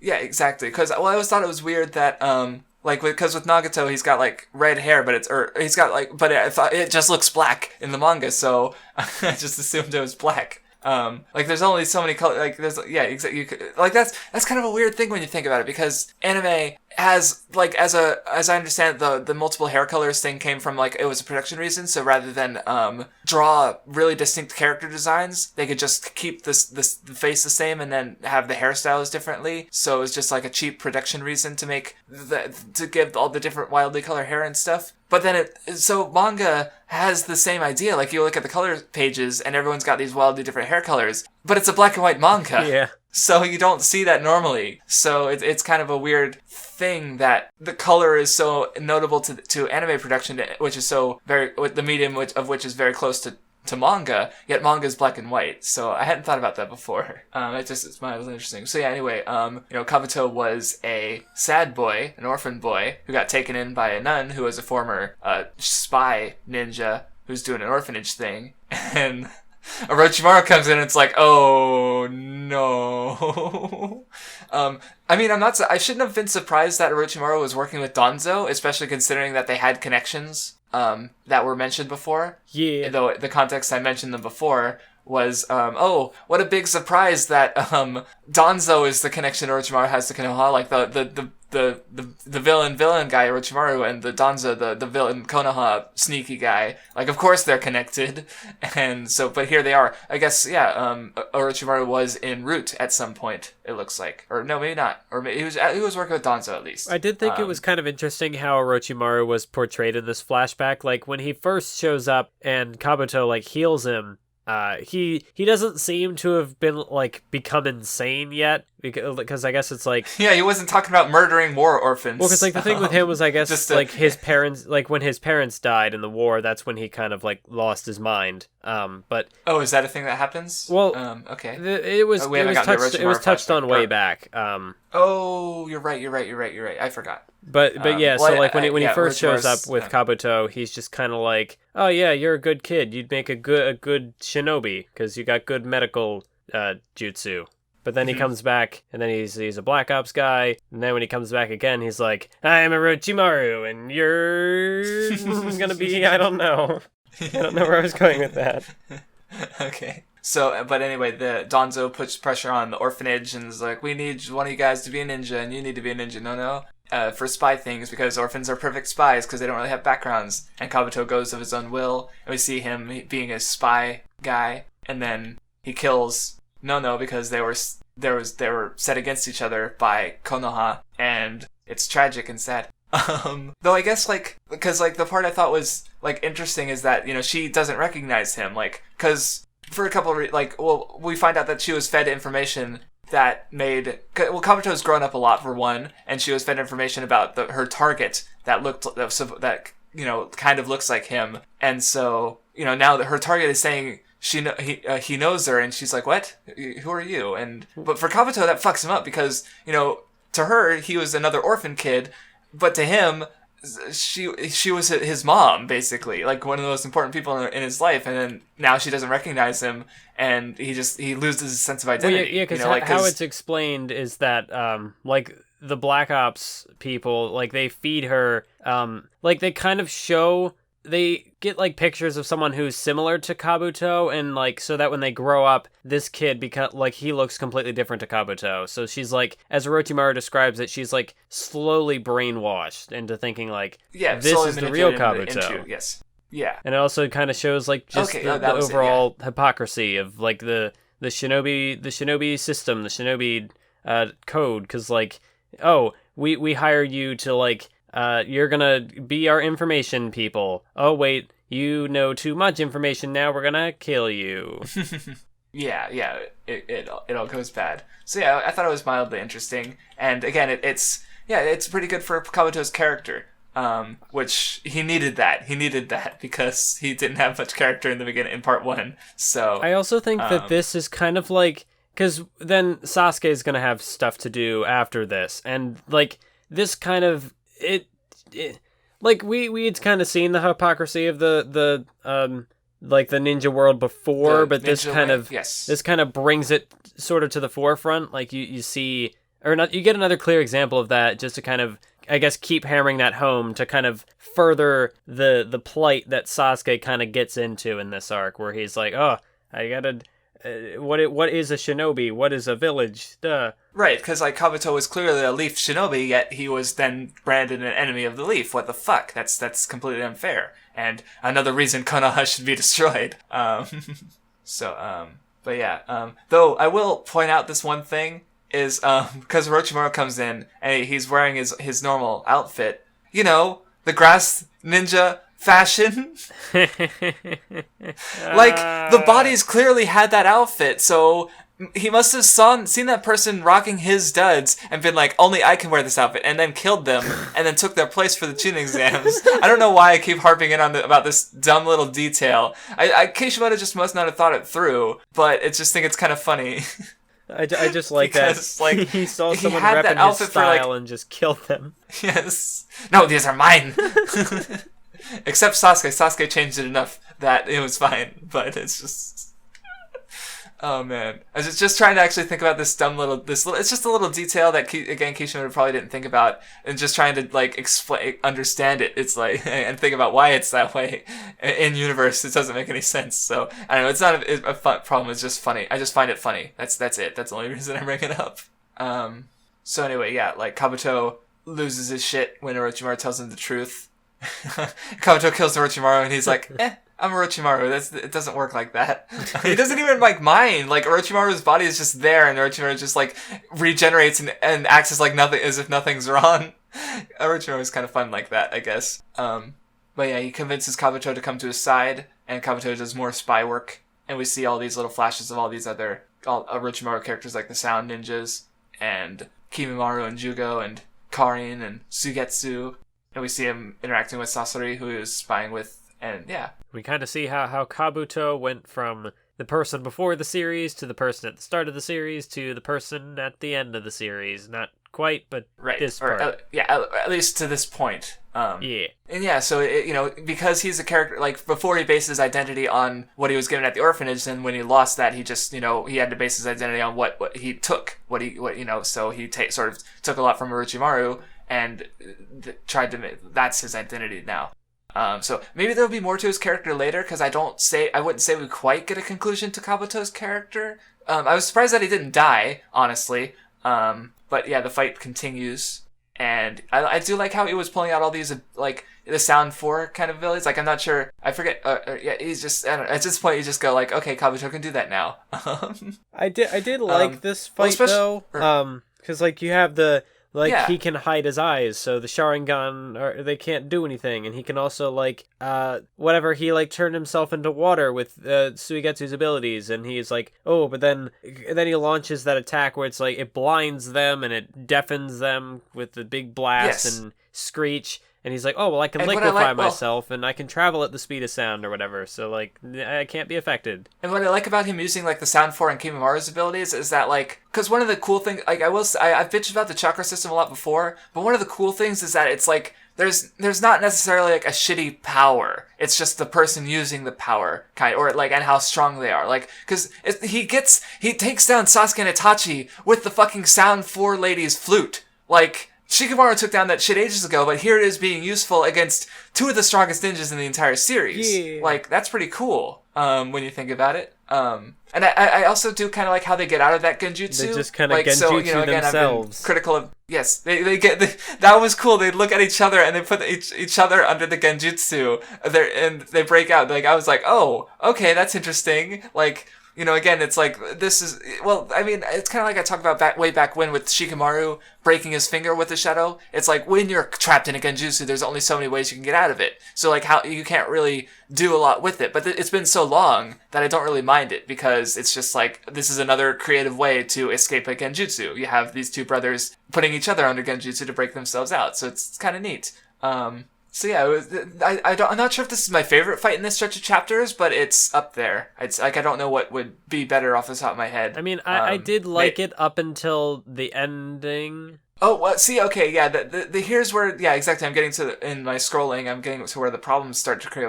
So Kabuto starts fighting Itachi, and Itachi gets him into the Izanami, and, well, like, the problem I had with this part of the fight wasn't necessarily Izanami, it was the fact that Kabuto wasn't trying to beat Itachi. He was just, like, attacking him, except Itachi's like an Edo Tensei. So the only way you can beat him is by sealing him up. And Kabuto did not seem to be making any effort to seal him up. Like, he attacked his body a couple times, but it didn't... Well, because originally what he was trying to do was he was trying to put the tag in him so that he could, like, repossess him. Oh, okay. And, like, put him back under the Edo Tensei, back under his control. I guess I didn't see... Okay, maybe I missed that. I must have missed that part, because I didn't see how Kabuto was, like... working towards accomplishing it. Like, it seemed like he was just, like, fighting Itachi, except that's, like, fruitless, so I didn't see what he was... Like, he insisted that he couldn't be beaten by these two, and then he didn't seem to be making much effort to beat them. But, okay, maybe I just missed it. Well, yeah, because one of the triggers is, like, he stabs him through the chest, and it's like, well, obviously that's not going to do anything. Right, so, so anyway, they fight for a bit, and, it turns out, Kabuto is trapped in a genjutsu the whole time. Not the whole time, but, yeah, he gets trapped in the Izanami, and we get its fucking crazy explanation. Like, goddamn, they go on for this for, like 6 pages, just explaining what this one ability is. It's just such an unsatisfying conclusion, because you set up Kabuto, he's got, all the perfect counters for, well, not all of them necessarily, but, like, he's got... Like, he can counter the Sharingan, because, like, you can't see, like, he's not going to be able to see into your eyes, but he can still fight you. And he was also able to kind of, like, neutralize Susanoo with his, like, big blast power, so that they couldn't... I don't know, it would have been an interesting tactical fight to have them figure out how to kind of overpower him, kind of, like, just to be able to... Work around his powers? Yeah, work around his powers, but no, it's just, hey, I got a Sharingan power that can... There's another one, weren't you sir? Yeah, this is what the fans want, more Sharingan powers. And the one counter to the Sharingan that you can't see my eyes, well, screw that, I don't even need to see your eyes. Because the Sharingan is super special reality altering genjutsus that don't need... that it just works. It just fucking works. Like, I mean, again, there's the weakness that you lose your eyes, but, like, it doesn't matter for Itachi at this point. It's like... What's he gonna, like, he doesn't do anything after this. Like, he could have used it twice if he needed to. He could have used it any Izanagi just because fuck you, Kabuto. Like, what's he gonna, oh no, Itachi lost his eyesight. Even though the whole point, like, Itachi just wants to sacrifice himself at this point because by beating, Kabuto, he dies for real when the Edo Tensei gets unmade. So he doesn't lose anything by losing his eyes. Kind of like how, Obito doesn't lose anything by losing his eye with Conan because he was just trying to get another one. Like, it's not really a significant weakness.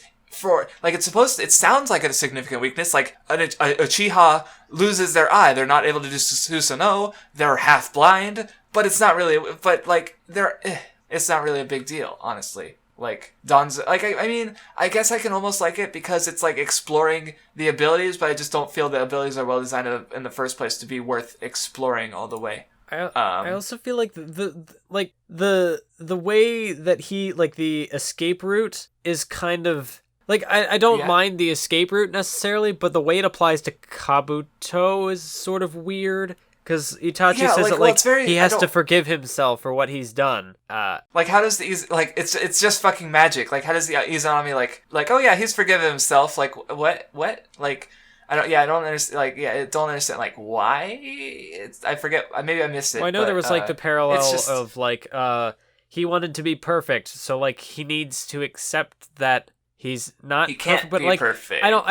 I don't know, the way it's just phrased, like, he has to forgive himself for what he's done, or, like, he can't see himself for who and what he truly is. I don't know, like, is he supposed to forgive himself for killing his mother? Way? And, like, is that how he figures out who he is? Because, like, the trigger was, like, he killed his mother, and so he thought, like, I don't know who I am anymore, but he's actually Kabuto.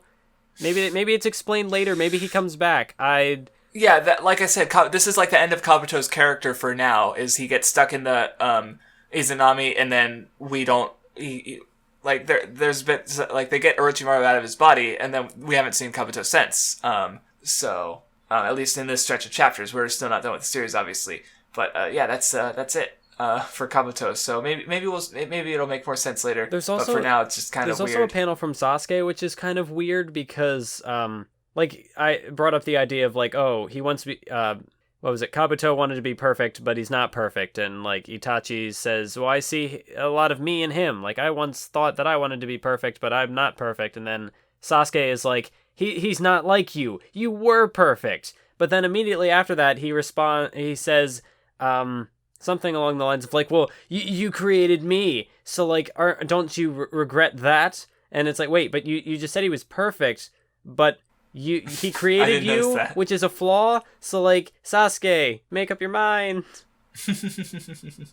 Yeah, I didn't notice that, but yeah. Well, anyway, so but the takeaway though is that Itachi says that achieving perfection alone is impossible. So it's teamwork. Finding a second half to your coin is how it should go. Like, because I mean, they worked. I might have liked that idea better, at least in this moment, because if they worked together to beat Kabuto. But they didn't. But they really didn't. Just Itachi. Well, I mean, once Itachi got out of the Genjutsu, Sasuke's relevance to the fight was negligible. Yeah, because like everything had to be explained to him. He's like, the first half of the fight had some teamwork. He doesn't even know what Izanami is. He's just Yeah, so it's like you have this clear idea here that could have folded into the fight, but instead Kishimoto just wanted to have Itachi do everything because Itachi's the coolest. Because I mean, obviously the idea of the, perfection is impossible, and, because it goes back, because Itachi did everything alone, and he kind of made some mistakes with Sasuke. And so you could argue that that's a flaw, but, and Sasuke's, like, it goes against Sasuke's ideology, like, he's saying, cut off your bonds, and that's what makes you stronger, like, which makes sense. He fought Naruto, we'll talk more about the Sharingan later, but, he fought Naruto, he cut off that bond, he got stronger. He trained under Orochimaru, he cut off that bond, he got stronger. He fought with, Taka, he cut off that bond, he killed Danzo, got stronger, like, he's only been vindicated in that idea, and to hear Itachi, his, the most important person to him, and he's saying, don't do that. So yeah, it's fine at least on that level, but again, I wish it would have applied to the fight better, because like you said, Itachi wins. That's it. Although I will say that the idea of like the opposites actually being like the two sides of the same coin, that is like an effective, like, just boiling Naruto down in a nutshell, like what it's going for, like thematically. Yeah, like, yeah. Just well, because it's not just on like Itachi. Like so many characters have been shown to be connected in so many ways, like Kabuto and Naruto, Kabuto and Itachi, yes. Sasuke like, and even Kabuto, right here, Kabuto, Sasuke and Naruto, yes, etc. Yes, Gaara. Exactly. And it's also fitting because the point is that they're a coin. They're still together. They're opposite sides, but it's still the same thing. It's not like two complete water and fire. Like those are two separate things. Together, they're nothing. They're not water and fire. It's something. But a coin is still together. That's the real point, so it's an apt is what I was trying to say there. But yeah, that's good. It's just, again, some of the stuff before that could have been a little more interesting. But there was also another follow-up with Itachi's character, like how he came to forgive himself. He says like he should have acknowledged and appreciated himself, then he wouldn't have had to lie to anyone. Where is that? Okay, see, maybe you're skipping ahead slightly because I have to go, because we go back to the Kage fight. Yeah, god dang it. Or hold on, because speaking of this scene, just because I'm looking at it now, but yeah, Itachi says he does, he wants to, stop Kabuto and the Edo Tensei. He doesn't regret. He'll go away, but he doesn't regret anything. But he also says that he Naruto's the one who will change Sasuke, so he's not going to try to convince Sasuke. Because again, I think that Sasuke, like, they even mentioned that they're brothers, which is why Itachi wants what's best for Sasuke and won't try and force him out of his ways.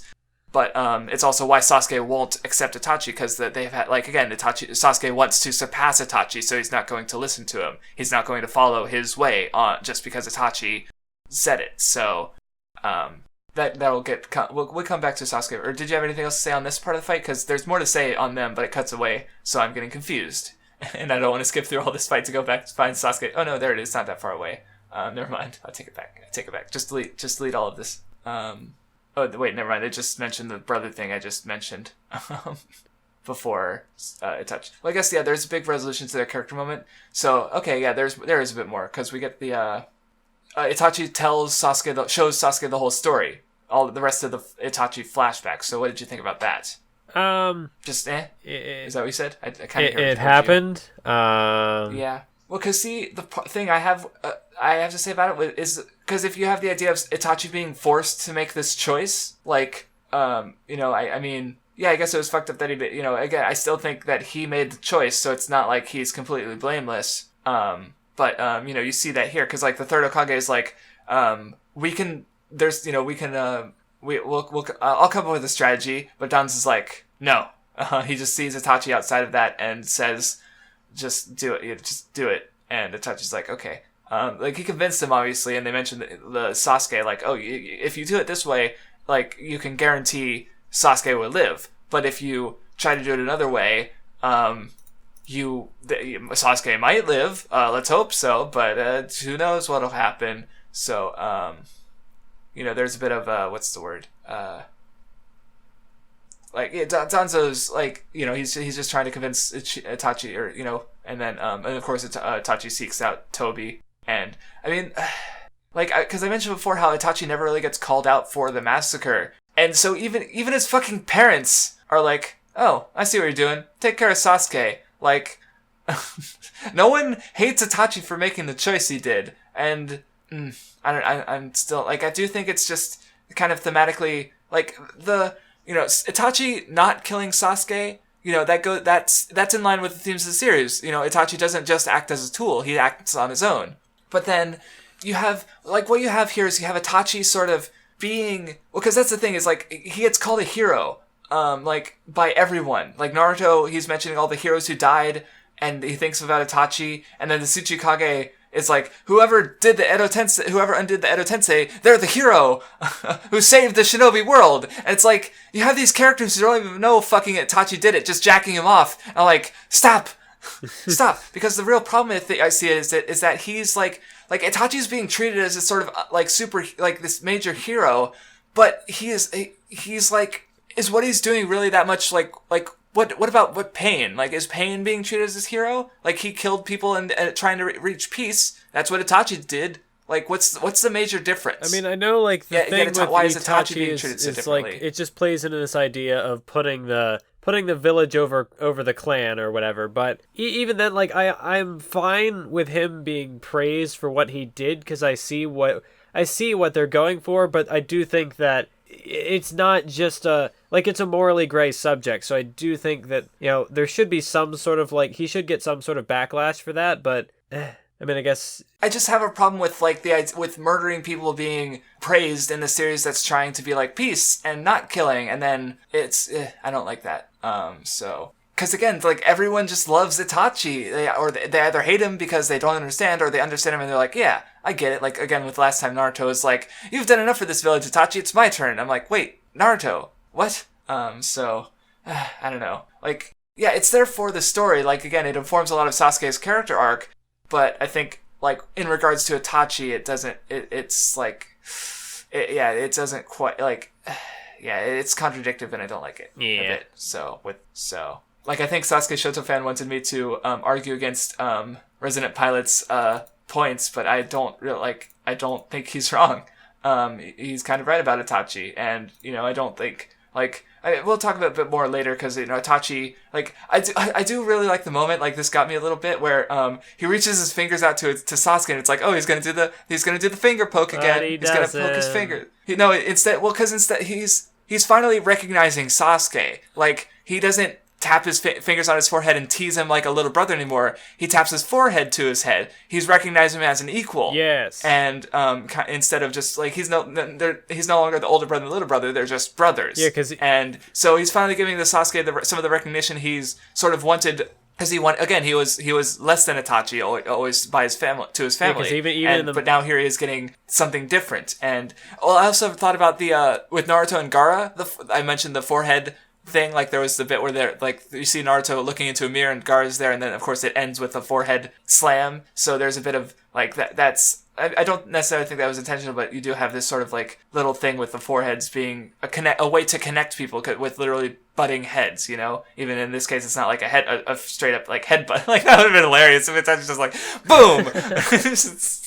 But yeah, this was good. I like this. This moment got me a little bit. I was like, oh, he didn't do the head pat, the forehead poke thing. Oh no. Yeah, because you think even when Sasuke killed Itachi still did the forehead poke because like he was still controlling everything. Like Sasuke really, right. As we found out later, really Sasuke just played into Itachi's plan the whole time, so it was all Itachi. Yeah, and as we see earlier, Itachi realized he was wrong to try and control Sasuke so much. Yes. So this is him sort of recognizing his mistake and trying to make amends. Yeah, because he even had that fail-safe where he was like, oh, if you see my Sharingan, you're going to be put under a jutsu that makes you protect the village. Right, which, like, I'm really, like, I mentioned my thing with, like, mind control before, so I'm really glad that didn't happen. Like, I had an issue with the curse mark early on, because I was like, is it, like, when Sasuke was torturing that guy, was that Sasuke, or was that the curse mark? Whereas, and of course, it gets sealed up, and we never really get that further explored.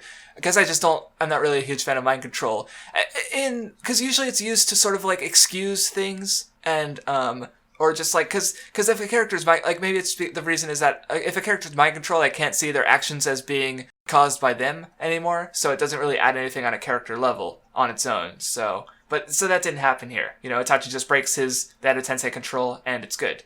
So that's fine. But you bring up the topic of mind control, and I think that when we eventually get to Tobi's backstory, I think because like he's not being mind controlled, so like that's a plus because we actually see how his character devolves to become who he is, but I'm jumping ahead of the game. Yeah, we'll get to them because there's also we finally get more information on what Tobi told Conan at the end of their fight about how we controlled pain, or I controlled pain, and everything was me. It was all me, and we were like, what the fuck? But we'll get to that later. Though I do like while the Edo Tensei is getting dispelled, like because I was wondering like, okay. Chiyo didn't do anything. Did Kimaru really do anything? Nope. Like, why are these characters? Why were these characters revived? But then you get this little joke with Chiyo, and she's like, "I can finally die." And I'm like, okay, that's funny. Fuck you, Kishimoto.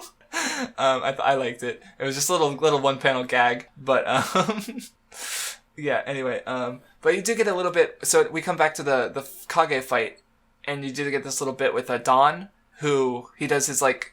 He has a special technique, and he flies and he saves Tsunade before she gets killed, because Tsunade still can't do anything right. She has to get saved by her dead boyfriend. And hold on, did I have another? I think I had a thought on this, but I didn't write it. Or did I write it down? I mean, one thing that I was thinking of was when the whole way that Madara reverses the Edo Tensei. He's like, no, I'm not going back. But like you can clearly see. Okay, go on. Sorry. Well, because like you can clearly see when he's going to strike down Tsunade, like he's getting pulled from the body, and then he just sucks back in. But we later hear that it's like, oh, as long as you know the hand signs, you can do it. But he hadn't yet weaved the hand signs. So how did... So did he weave them as a ghost? Is that what happened? Like, was he able to... don't think about it. Don't think about it. Don't think it's stupid. It's more just like a weird presentation thing that, like, it's not... Yeah, it's... Yeah, well, that's the thing, is, like, well, because I don't think Kishimoto's been really, really bad about it. Like, there's some instances, like, with Sasuke looking scared before the Deidara explosion, like, there's no reason, like, okay, like, Sasuke Shoto-fan had another post talking about speed, and Sasuke's, and also it connects to snakes, because snakes are also really fast. So, the fact that Sasuke was so fast, it makes even less sense that he was afraid of Deidara's explosion at all. So you have this, like, this narrative cheating with that fake out, with, oh, is Sasuke gonna die? He looks scared. Is Deidara gonna blow up? No, he was in complete control the whole time, so why was he scared? And so here you have that sort of that same thing where he's, like, coming out of the thing, like, oh no, Madara's done. But no, he's not. Because he did the hand seals somehow, even though he was leaving his body, so, manga's a visual medium, so you shouldn't, like, cheat like that without a very meaningful reason for it. And in this case, I don't think any explanation, like, really adds to it. It's just, like... and I guess the other thing was with the Tsunade character moment is, like, she was talking about the will of fire, and, like, oh, we're gonna give to the next generation, but I don't know, and then she just gets saved by her boyfriend. I don't know, it felt weird. And again, it's just kind of Tsunade, just... She can't do anything, right? She just has to get saved, and I don't know, poor Tsunade. Yeah, it was... Yeah, I didn't care for this little character bit, but and of course Dawn is like barely a character. Like we've had like a couple brief scenes with him earlier, but it's like, you know, he's mostly important how he relates to Tsunade, and Tsunade hasn't gotten a lot of focus since her arc, so it's just like whatever. Fucking Madara though, like. I wanted to interrupt for the Tsunade bit, but fucking Madara is just like, I reject your reality and substitute my own. Like, he just doesn't give a fuck. He does not give a fuck at all. Yeah, I can definitely see, like, a bit of why people might have, or at least, like, I know when I first was introduced to Madara's character, I was a bit thrown off, because unlike previous characters who had been built up for quite, I mean, he was very much so, like, a built up in the background type of guy, like, very subtle hints like dropped here and there, so you could easily not see it coming. But with, like, for example, Kabuto, he's one of the big antagonists of this arc, and he had been in the series since like almost the very beginning, since the Chunin exams. So there's a lot leading up to it, and then you see like he goes down, and then you still have, of course, Tobi, who had been built up for a while, but then Madara just kind of seems to appear out of left field.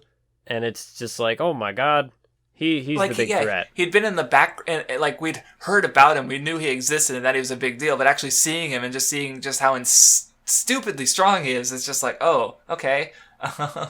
But we haven't really gotten to his actual character yet. Like there's the flashback later, but anyway, I guess after the fight, there's we kind of cut back to Tobi and the gang, and we see Sasuke, Jugo and Suigetsu just like, hey, what's going on? Sasuke, we just decided to find you. Don't think about it. No, they probably had a reason for it. I just don't remember. But yeah, they find the scroll, and because we found out later that the scroll is related to the Reaper Death Seal, I guess, or the Kages, because he wants to ask the Kages about the everything. Which happens later, but oh yeah, they go through a whole rigmarole where they revive Orochimaru from the curse seal mark. How did? And he's like, "What's up?" I was gonna say, how did you feel about Orochimaru's return? He's like, I don't know how much of like Superman, but Brainiac, the villain, because he's like the same thing where he just can't die. He just does not fucking die, and Orochimaru's kind of like that. And I don't really mind a lot, I guess. Like I just kind of I knew he was coming back, so it might have just been like, oh, I expected it, so I didn't mind that much. Like I don't know, like does it take like I don't think it takes away a lot from Sasuke having killed him. Like they even point out that the only reason you beat Orochimaru was because of he had the Reaper Death Seal on his arms. He was weakened, and he was also dying at the time. Which is but I don't know. I didn't mind. And I guess as far as Orochimaru's character, like, I mean, I kind of don't mind that he's like he doesn't give a shit about the war. And of course with Sasuke, he's like interested in Sasuke, so he just wants to watch and see what happens. So I guess like I'm not like again, Orochimaru's been kind of weak as a character, so and I don't think anything like happens here that really like adds or takes away from his character. It's more like just plot things. Like he knows things, he's able to get information, he's able to help them in this specific way.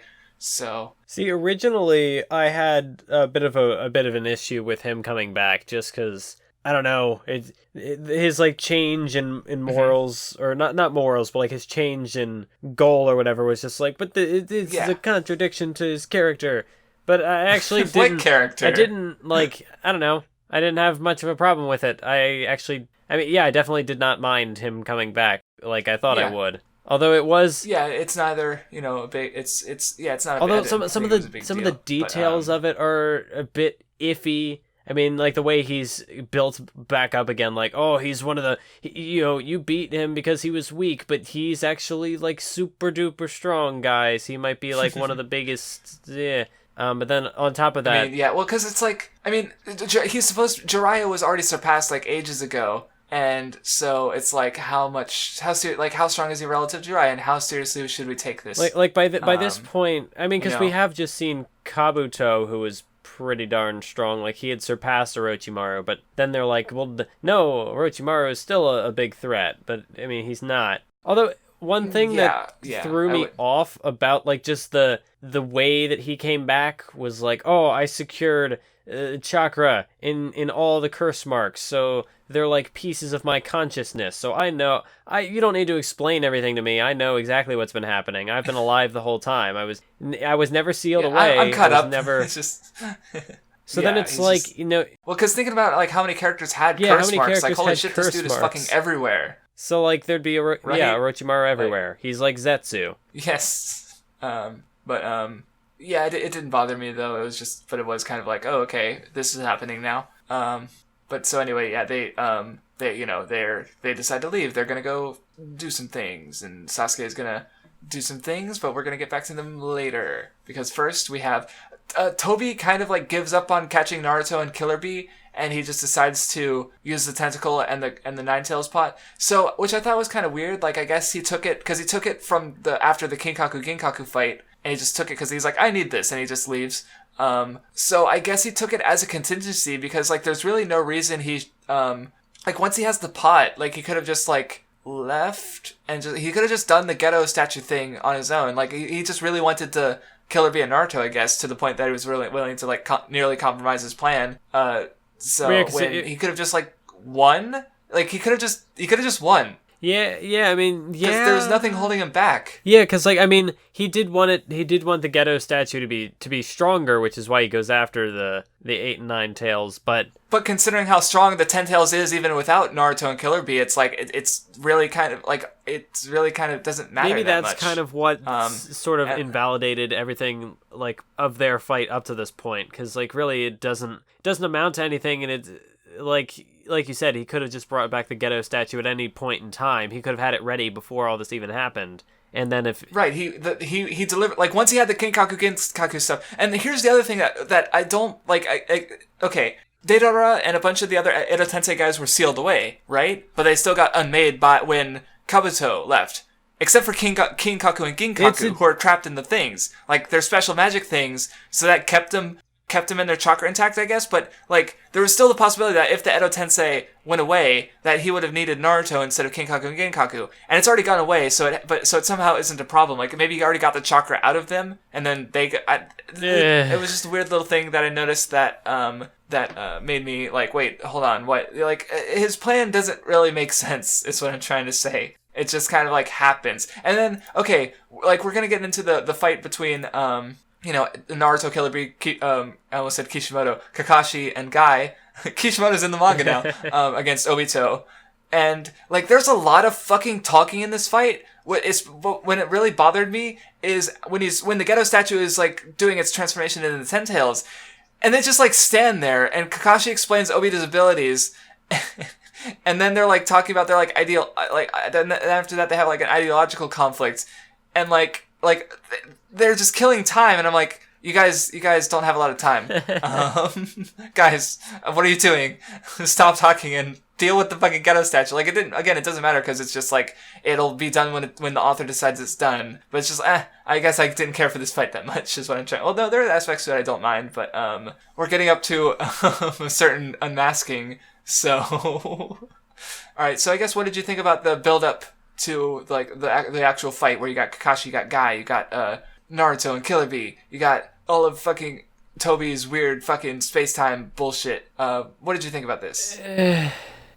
I mean, like, I don't have a huge problem with it. Like, there's nothing fundamentally broken about it or anything. It's just like, not... I guess some of the, like, space-time shit is like, there's, like, another world, and they keep phasing back between worlds with there are Kakashi's power, and then... involved. But it's not... Yeah, it's just not it's super not like interesting, I guess. Like, it's not like a Neji versus Kidomaru, which is, like, our still go-to, like, technically interesting fight. Although there's one thing that confuses me.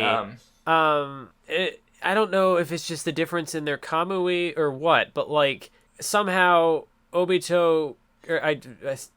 but somehow he can, I think I know what you mean, because I don't really understand, like, Obito's, like, exact power. Yeah, because he can, like transport parts of his body into the space...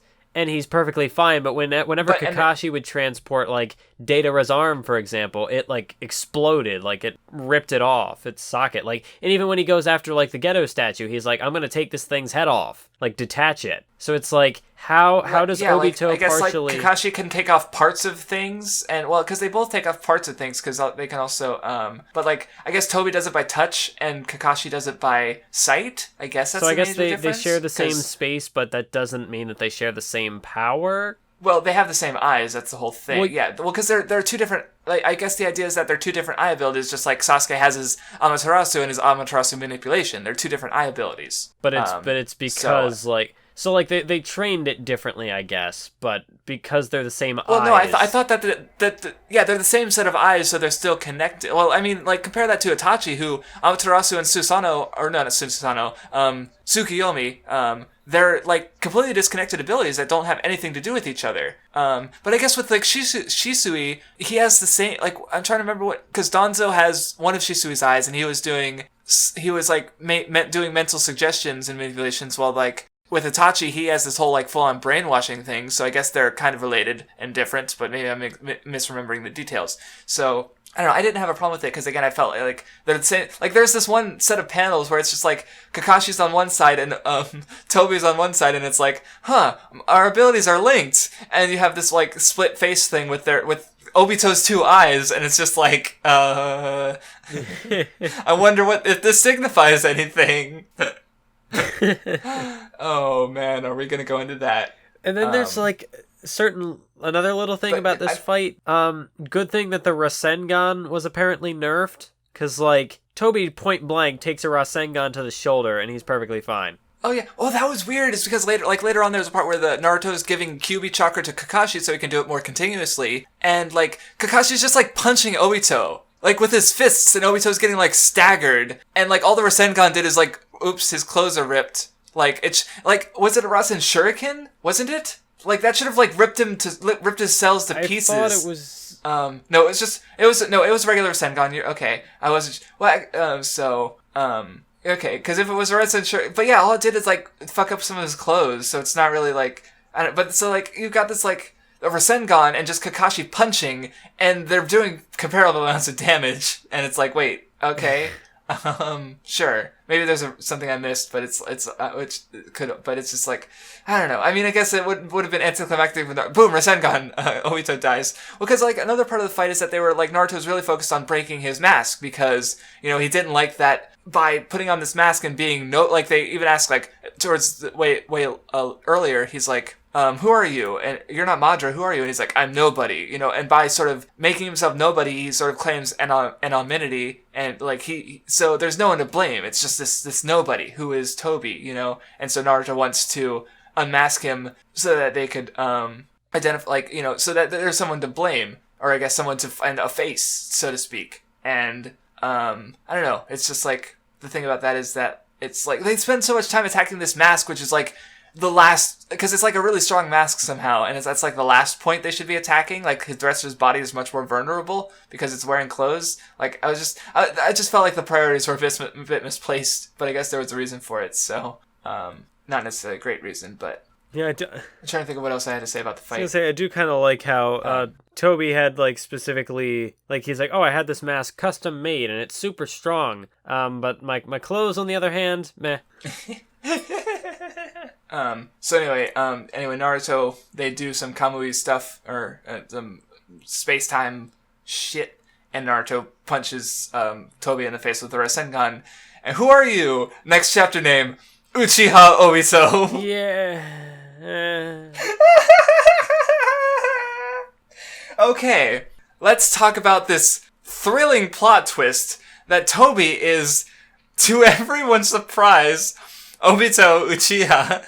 Like, you get this whole flashback of, like, Obito, like, remember he exists? And then Kakashi's got a shocked face, and you got this big 2-page spread, like, look, it's Obito. Like, I feel like Kishimoto was on some level, like, proud of this. But, like, I mean, maybe he didn't expect it to be, like, I don't know, like, why give it such bombast? Like, it's some kind of, like, grand unmasking, when it's, like, I don't know how he could have imagined, like, I must be misreading his intent, because just the way it's so, like, again, the chapter's name is Uchiha Obito, like, who else, like, did he really, and then, like, a couple, like, last chapter, Kakashi was like, could it be? There's absolutely no way. And then Guy is also he never says there, Obito. like, oh, I think I know what you're talking about. I agree, but but let's not worry about it. We just need to. And then, so it's like I almost want to say that this isn't intended to be a mystery. But why is it given so much, like, grandioseness to it, the reveal, if it's not supposed to be? Because okay, let's bring in some comparison points, because I know of a couple other pieces of media with very similar twists, aimed at children too. So one of them is, if you follow my side channel, you might have seen my Aikatsu review. Aikatsu is it's a show made to sell trading cards of clothes that kids can't wear to little girls. It's an idle slice of life kind of deal. So, like, throughout the first 50 episodes, the main character's mom, like, in episode 2, there's like, there's this idol group that used to exist, and they're a duo, and one of them became the headmistress of the school, and the other one sort of went into the shadows and was never seen again. And then I check at the eye and hair color, and I'm like, oh, this other idol is the main character's mom. And so, as the next 45 episodes pass before it's revealed, the thing is that, like, it becomes more and more obvious that that's the case, because again, it's not like a big mystery, it's not a big deal, like, it's just a slice of life thing. Like, even when it happens, it's just, like, used for jokes more than anything. And, like, there's even one episode that's, like, this big thing with the mom and like, it's a mother-daughter thing, and it again gives some bigger hints as to the thing, but it's portrayed in a way that I feel like the audience is supposed to know, but the character doesn't. But it's a slice of life thing. It's not, like, majorly important that this reveal happened. And another example I think worked better was in the 5th Layton game, the 2nd game in the 3rd trilogy, Miracle Mask, which just has the exact same twist. Like, not even exaggerating. The older main character, Layton, there's like a whole flashback thing where he has a guy he knew in high school who's obviously like a character, and the parts of the story flash back to their adventure where that guy dies. He falls down a cliff, but then it turns out, like, and then of course in the beginning of the story, the game, there's like, oh, this mysterious masked man is starting shit. Who's this mysterious masked man? Who could it be? It's the friend. It's literally the same twist. Like, I can't make this up. But I still thought it was better in Layton than this, because there were good red herrings. Like, not even great red herrings. There was, like, there were red herrings. Yeah, there. What's the red herring for Obito? Madara? Who else could he have been? Like, it can't have been a mystery just because it was so...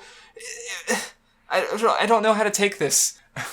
Yeah, because it's not like anything else is hinted at, like, oh, it could be someone else. So like, because I've seen some dumb fucking theories, like, it's Madara's little brother. It's, an Aburame, just randomly, because they have the same hair. It's Shisui.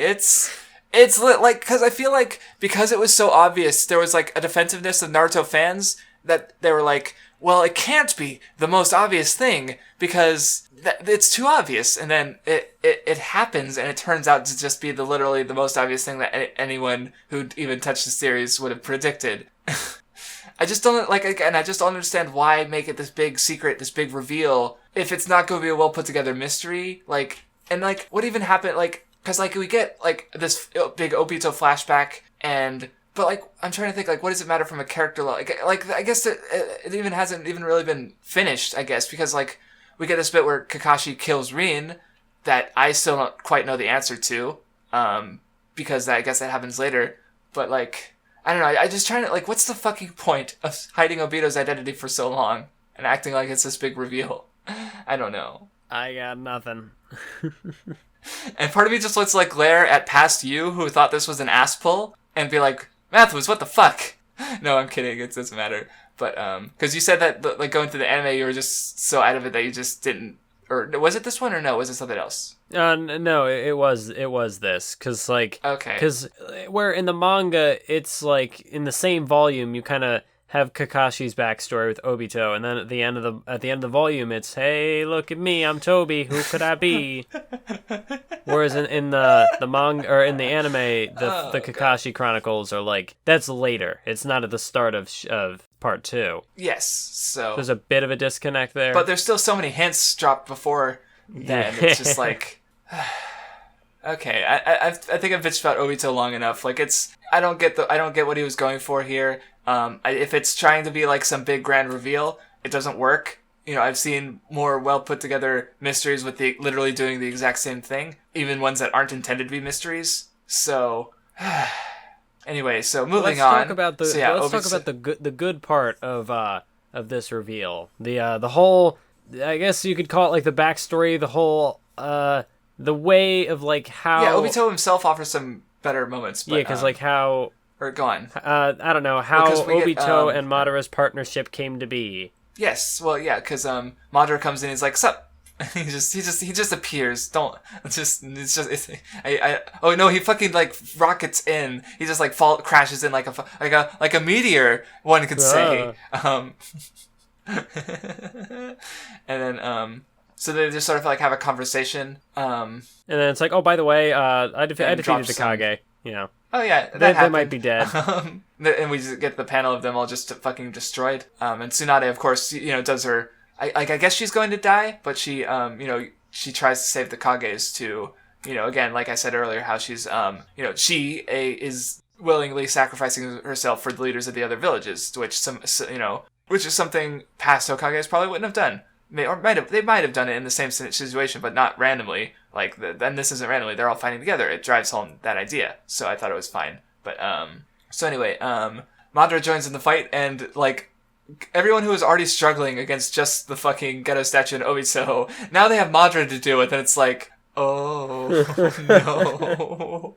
And this is where the problem starts to arise of like how the hell are these characters gonna beat not just Madara, but Obito is here too. Like, how are you going to win this? Yes, and of course there is a better. There's more to come, but they do mention that that like Madara just mentions Nagato offhand, who was you know, he was also in on their trio, but Nagato betrayed them and revived Konoha, and Madara's like, I can't depend on any of you. he's too perfect. Madara, like everyone else, is a failure. So anyway, after that we get to Obito's flashback continued, where we see old Madara in a cave because he decided to live in a cave. And it's like this is like a good whiplash because like you see Obito being like dark and grim and evil Tobi, and then you just get like goofy Obito in a bed like freaking out because he's because he sees old Madara and he's like, oh my god, are you a god of death? Help me. And I'm just like, oh yeah, that's right, Obito's still a kid at this point. Yeah, and it's a good like tonal whiplash because it's like, wait a minute, this is Obito, this kid, like how could this kid possibly become the big baddie? Like, these are two completely different people. How did it happen? And then we find out how it happened. Yeah, which we'll of course get into. But he talks with Madara a bit. I know we did talk about like the tone shift. I do kind of like the would you call it like witty? I don't know. It's not really witty banter because like is like, I heard you like to help elderly people, so help me. And then Obito's like, help you with bathroom stuff. And then Madara's like, that would be good. So like it's oh yeah, because we skimmed over the flashback earlier, but there was like a bunch of little moments like in the I just because I wanted to bitch about the twist, but there was like you see Obito like helping old ladies cross the street and with their groceries and stuff, and he's like he's trying to kiss this fucking Rin photograph, and he's like first he sees Kakashi and like puts tape over Kakashi's face on the photograph so he can't see him, and then he does it again, and like Kakashi's like looking through the window with like the biggest look of disappointment that you could ever see on a person, and I don't know, just little moments like that, but and like rivalries with Kakashi and Guy, and just him being so below Kakashi, and then of course you get the but yeah, the elderly bit was nice, but the mantra too, it's just, oh, okay. Oh man, that's funny. So anyway, yeah, Madara saved Obito, and I don't know, I guess I think like with that little joke, like I know it's kind of like lowbrow humor because like toilet jokes, but just because like the two characters involved, like this is Madara, this is Madara Uchiha, yes, and he's like, yeah, that'd be with Uchiha nice. Obito Tobi, so it's like, yeah, it's just like talking about like elderly care, and I was just like, yeah, it is good, because I mean I'm trying, yeah, like, well, with Obito especially it makes sense because, you know, the Naruto connection is drawn, especially because I remember thinking about that back when, and it's like, well, I also compared it to like Tobi, where the character of Tobi, him being goofy, might have been him tapping into his childish self a bit, though I don't think that was anything like direct or not even intentional. But you know, I like the idea, but yeah. So here you have a bit of that here. So you know, it's nice to have a little bit of levity before you go into the rest of the war, and even just the rest of the fucking flashback. I'm realizing I'm realizing that I have a weird sort of like disconnect with Madara's character. Where like I like his character, and I even like he's got little quips, little like funny one-liners or whatever, like the bathroom joke, and then. Like when he's like, I can't depend on anybody. We'll see more of him later. So, but... you know, Madara's kind of like a funny guy too. But I just hate his powers. So, like... Yes. Like, he's, like, I mean, to compare him to Sasuke, it's like, I like Sasuke's abilities that aren't Sharingan related, because the Sharingan is just fucking ridiculous. But I also really like Sasuke's character, so there's like this, there's that divide with our opinion on Naruto, where we like aspects of the setting and the conflicts and the characters. But we don't care for the battles and the powers, and it's all fucking, you know, so yeah, we like it, but so, and Madara is another example of that, where you're fine with his character, but you just think about his fucking 2 meteors. Did you know the Sharingan evolves into the Rinnegan? Did you know? And he just fucking does it. Fucking. Anyway, so yeah, Obito wants to get out of here with meet up with Kakashi and Rin, and we see, oh look, it's Zetsu. Oh look, it's Tobi. Kind of. Was he called Tobi? I forget. He looks like Tobi. It kind of makes me wonder, like, what happened to that other one? Because, like, that is basically, like, the design of Tobi's mask when we first see him. So it's like, well, then what happened to, like, this other Zetsu character? Like, where did he go? Well, was that, or did he, well, because, like, when Obito gets restored, gets his arm restored, he's got the same face markings on the one half. Like, because I noticed when his mask got taken out, I noticed he still looks like Tobi. He's got the swirly marks on his face, and then we see he's got them on the rest of his body too. So it looks like he merged with that one. But yeah, I didn't think about like maybe where did that other Tobi go? Like Zetsu is still around, and because Zetsu gets merged with like a Madara half. Like the black half is like Madara, and the white half is like Senju. So he's like this mutant creature. Born clone thing of like two characters. He's Madara and Hashirama's clone baby. But we have to remember that. We have to remember Zetsu's origins for later. That will definitely it will definitely not be relevant in the future, and we should just drop this subject right now because it will never ever be relevant again. Because Zetsu's just an irrelevant character. Exactly, he doesn't matter. He sucks, and everyone hates him, especially me. But we should not talk about him anymore. Okay, so yeah, Tobi sort of like, Obito, he's starting to be able to move again, but, you know, they're like, Zetsu and Tobi are spying, and they're like, hey, look, Rin and Kakashi, I don't know how I recognized them, maybe they were described, maybe they were able to look into Obito's mind or something, but yeah, they're like, hey, they're in danger, and they're nearby, how convenient. No, it's fine, but, they help him outside, and he sees, oh no, Kakashi kills Rin, why did this happen? I don't understand. I don't actually understand why. It just happens. And Kakashi's crying. And since they both see their friend die, they both awaken their Mangekyo, though Kakashi doesn't realize it until later, apparently. Yeah, I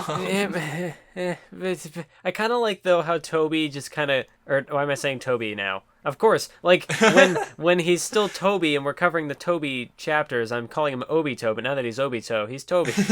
Fine. Well, and what's worse is that there's another character who I'm calling Tobi because I don't know what else to call them. And it doesn't help that Obito's wearing Tobi right now, so he does look like him. Yeah. And, so what were you going to say about Obito? Well, it's kind of funny how Obito, he goes from having a 2 Tomoe Sharingan to not only awakening the third, but then going straight to the Mangekyo. Yes, he awakens it so fast. Like, this is what, like, I mean, I don't know how long it took for him to, like, heal up to this point, but it's basically been, like, maybe a few months at best of him just going from awakening the Sharingan to Mangekyo. And Kakashi just got his eye around the same time, so it's pretty quick. But there's one interesting thing that comes up later is sort of like what is the Sharingan and the Uchihas like and love.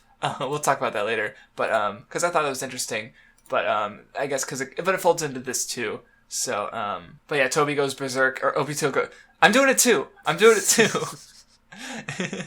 Obito goes berserk and he kills all the Mist Ninjas and just fucking massacres them. I kind of like the bit where, like, after he does it, and he's like, oh, where am I? Oh, yeah, I'm in hell. And there's just, like, blood fucking everywhere, and all these fucking mangled corpses. It's like Jesus Christ. A river of blood. Like, Kakashi is, like, I think he's, like, submerged in it. Like, he's not... drowning, but he's unconscious, and, like, Jesus Christ. Like, maybe, how many ninjas were there? Was there enough blood for this? But, I don't know, it was maybe a little much, but it was still kind of cool, I guess. All this blood is cool, I'm not edgy at all. I don't know why the sky is black. Oh, no, because it's nighttime. Okay. He fought for that long, so it was a big battle, but... I dyed the sky with their blood. The moon is fine, though, because the moon is symbolic, because of the Tsuki no Me plan. So yeah, Obito, he, like, hates this world because it killed Rin, because Rin is best girl. Rin is secretly the best girl. She's a better character than Tsunade. She's a better character than Sakura. She's even better than Sasuke. Let's not... No, I went too far. So yeah, Kakashi didn't know what the fuck happened when he woke up. He's like, dude, imagine, like, you just wake up in this fucking, like, pool of blood, and Rin's there, and everyone else is everyone's dead. fucking dead, and you're like, oh god, what the fuck happened? See, what I don't like. This is another instance where it's just a retcon, but like this sort of kind of invalidates what Kakashi like. I mean, because he awakens the Mangekyo here when Obito does, but like thinking back to when he first developed his version of the Mangekyo, like. I felt like the point of it back then was like to show that Sasuke didn't have to kill his best friend in order to awaken a Mangekyo Sharingan. Like there were other ways, but then that's not actually what happened. Like Kakashi had already, I guess he had already awoken it, but just didn't understand how to tap into the power himself. He didn't realize it until the time skip. Like Kakashi got his which why didn't he use it against Zabuza? There's no reason. He's had it for fucking like 13 plus years easily, like a couple decades maybe even. Like, but he just never figured it out. Like, that would have been pretty anticlimactic. Like if he just sends Zabuza's head to space. The end. Like, that's just the Wave Country arc. Let's go get the end of the bridge. And Zabuza's just like, they just leave Zabuza's corpse there. The headless corpse after like, yeah, that would have been fun. No, so, but yeah, it's the fact that he just, Kakashi always had it. It's like, okay. So yeah. And I don't... See, that's the thing with, like, the chakra system. It's like, I don't get it. Is it, like, he didn't have enough chakra to, like, control it as well? Or, like, something with, like, senju cells that amplify powers?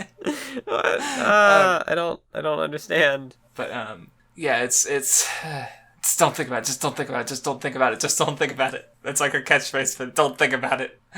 But yeah, so, anyway, Madara explains the Moon Eye plan. And, Obito, like, wants a world where Rin can be real. There's...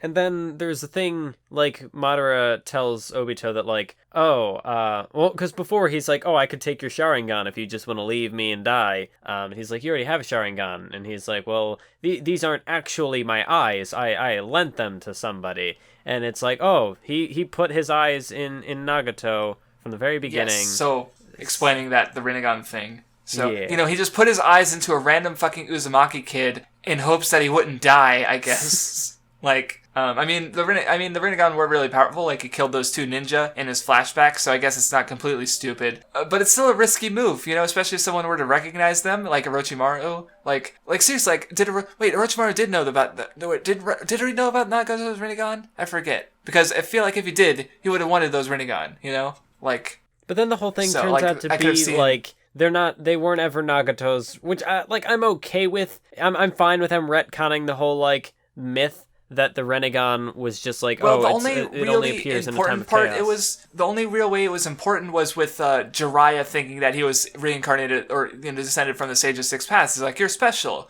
and so which fed which affected Nagato's like some of his ideals, I guess. But he didn't like fully inform his philosophies. Like there's this one scene where they talk a bit, and he's like, "Oh, you're the reincarnation of the Sage of Six Paths, and you could save the world by working with our plan." Like it wasn't like when he said with Conan, where it's like everything Pain wanted to do was because I told him to do it, and it wasn't like that. He just like had a conversation with him once and made him join the Akatsuki, and they were working together. Like that's it. Yeah, it wasn't as bad as it could have been. But even then, this is someone had left a comment talking about the weird, like the way that the Edo Tensei works, and so then the way that this ends up panning out, because like we need people to have Rinnegan to be overpowered enemies. So like how this ends up working is that like Nagato's Rinnegan are actually Madara's, so then Obito takes Nagato's / Madara's Rinnegan, so now he's got a Madara eye and his own eye, but then Madara, because he's an Edo Tensei, he has his eyes anyway. It's a little too convenient for my tastes. Yeah. Well, because that's the thing I was thinking about. Like with the Edo Tensei, can't they just like what if Kabuto Edo Tensei'd say Itachi, and then he stole the Shisui eye and put it on someone? Then he Edo Tensei Itachi again and got another Shisui. Like, can he just get infinite Shisui eyes? Like, is that a thing that can happen? Probably not, but what if it could? Like, it goes back to that sort of convenience. I don't know. It's weird. Well, because I would think, like, as long as you have enough corpses, then, I mean... And those aren't going to be in low supply anytime soon. And if they are, you could just find more by killing people. Edo Tensei is kind of fucked up. Or not corpses, but bodies, to turn into so it's like, it's like you said, a little convenient, but, so anyway, like, we get the rest of the kind of backstory, like, and then it links to his attack on Konoha, where he fights Minato, and then, of course, did we have anything else to say on the flashback? Because, this, where he says, he's gonna make a new world, so this world doesn't matter to him. That's the end of the flashback. I'm trying to think if there's anything else to say. Because there's definitely more of Obito's character to talk about later with like the fights and stuff, but as for the flashback, okay. So moving on, Naruto's stubborn, he fights back, and Kakashi has a bit of a moment where he talks about how he failed to protect his friends, like like Obito says, "You're garbage," and Kakashi's like, "Yeah, I guess." So Kakashi had a hard life. But I guess like. The thing is, it's like, okay, with the Rin thing, are they going to go into that later? I assume. Yes. But, like, are they going to explain what? Okay, good. Yeah, because it's like... a big complaint against Obito's character, which I think is just kind of misunderstood, is it's like, his main point of concern almost seems to be that it's like, oh, you let Rin die. So it almost seems like Obito just starts a war because the girl he wanted to hook up with died, which... seems really immature, but that's like that's not what his... I mean, that's part of it, but that's not quite all of it. Yes. It's like it's similar to sort of Sasuke's response to Itachi, where Sasuke wants to destroy Konoha because that's the village that put him into Itachi into that position where he had to do his action with Obito. This is a world where Rin even looking forward to the flashback with Madara, like Madara lived in a world where it was normal for children to become shinobi and die. Yeah, and that's not so. And like the whole point of their thing was to make, like with his connection with Hashirama Senju, was to make a world where children could just go to school and be kids and they wouldn't have to die. But then as we see, like, Obito still lives in that world. Like, he still lives in that world where children have to die. So it's completely natural that they'd connect. So, so Rin... Like, I mean, I guess I could see part of the problem being, like, with Rin herself being a complete non-character. Yeah. Like, try to describe Rin without mentioning her role in the story, or just by her personality, and I'm like, she's a girl, like, she's like nothing. So for Obito to like base having such a strong part of his motives based on her, then that's, yeah, I guess I could see the complaint. And I mean, I haven't seen the rest of Obito's character. Like, we just sort of stopped partway through. Like, we're not quite done with the war. So, but yeah, at least at this point, I see him, I see his connection to Madara, and that I actually just like realized that as we were speaking just now. So, yeah, because like with God, Rin was definitely the catalyst that like set him off, but that's like not the reason why he declared war on everybody. It's because like this is a world that allows that type of situation to happen. Right. Well, see, the risk I see in that, like, what we're saying right now is that it also depends on how, because Obito gets talk no jutsu'd, I guess, is a thing that happens, and I don't know exactly how that goes down. So I might be satisfied with it, or it might turn out that Obito realizes that Kakashi killing Rin was a misunderstanding, and Obito changes sides. Like if something like that happens, then yeah, I could see. Then that's going to be a problem. But I don't know the full details, so we'll have to read and make our judgments then. As it is, I'm fine with it. But I could see it going worse. But hopefully it doesn't. So I don't know. Unless you have something to add there on that point. I mean, because beyond this is mostly like uncharted waters. Like even towards. Like, I remembered the Madara flashback, but, like the fight stuff that's about to happen, I'm less familiar with, because I hit a certain point, and I just stopped. I just lost interest, and then I just skipped to the end. So the stuff that happens with Obito, I experienced it through a Let's Play of the Ultimate Ninja Storm game. So, like, I have very, like, what's the word? Like, I don't know the full context either. Gotcha. Well, no, that sounds about right, because I actually remember, for the original Dragon Ball, it wasn't until I read the manga that I really knew what happened, but I'd still experienced a lot of it through, like, the games and other media that wasn't related to the anime or manga specifically, so I guess I see. But yeah, the full context could make or break it, so... because, I mean, like you were talking about earlier, how Madara's entrance was better in the anime, and then there's the, like, was it Super Eye Patch Wolf who did his video on the ending of Naruto explaining how, like, the anime's ending version, like, the manga was better than the manga or something like that? Yeah, the fight. Okay, yeah. But yeah, like, and my friend feels the same way about one of the Ninja Storm games where, the final fight between Naruto and Sasuke is better in the game than it was in the manga. So, yeah, because like the problem with where I'm at right now is that, like, I know that it happens, and at the moment I'm not too satisfied about that, but then at the same time I need to revisit it to kind of regain that context, because in rereading even this stretch of chapters, I could see little moments like in the battle where it's like, I could see the talk no jutsu working here, because like Obito and Naruto, like, yeah, even when like Naruto did it with Nagato, I didn't particularly hate it. It's just that other ways that it was executed, like the total package wasn't great, but like aspects of it worked, and like I could see potential for Obito similar to that. The talk no jutsu is not completely irredeemable. Basically, it's like there's moments where it works, there's moments where it doesn't, and whether it works or not with the Obito remains to be seen. So. Because it could be a pain moment, it could be a sigh moment. We'll see how it goes. But something we do get a little bit interesting bit here, where this whole Naruto's claim that he'll never let his comrades die. Kakashi sort of because that was Kakashi's struggle. He let Obito die. He let Rin die. And so getting some good Kakashi characterization, and then and so they fight for a bit, and. I'm trying to think of if they mentioned anything else.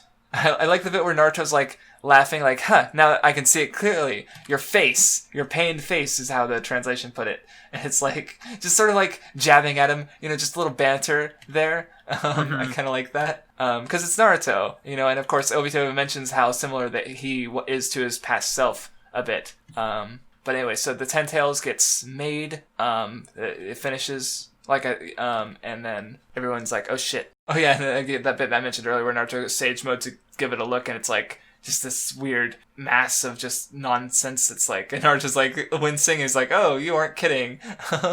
But and of course, so yeah, the Ten Tails is really fucking strong. It just knocks around the Kyuubi like it's a baby, and like they do some attacks on it, but it doesn't work. Like I try, there's not a lot to say about this part of the fight, I don't think. But oh yeah, and then you get a kind of a moment where like all the armies just happen to arrive at the same time, but it results in this really good spread, and I'm like, I can't hate this. I'm sorry. Yeah.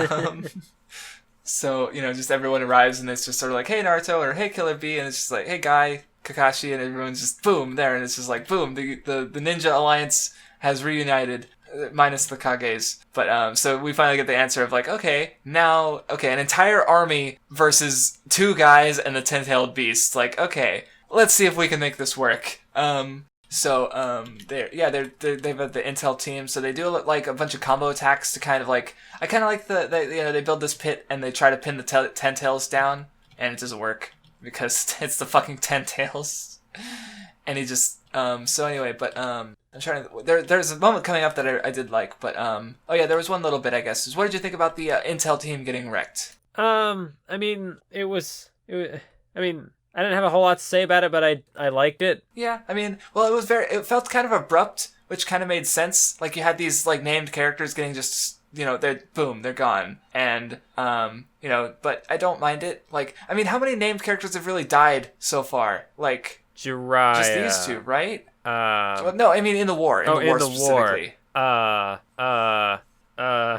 Everyone who got Edo Tensei, but they were already dead, so they don't really count. I mean, I don't think any named characters have been killed up to this point. So, and even then, they're kind of minor, but it was fine.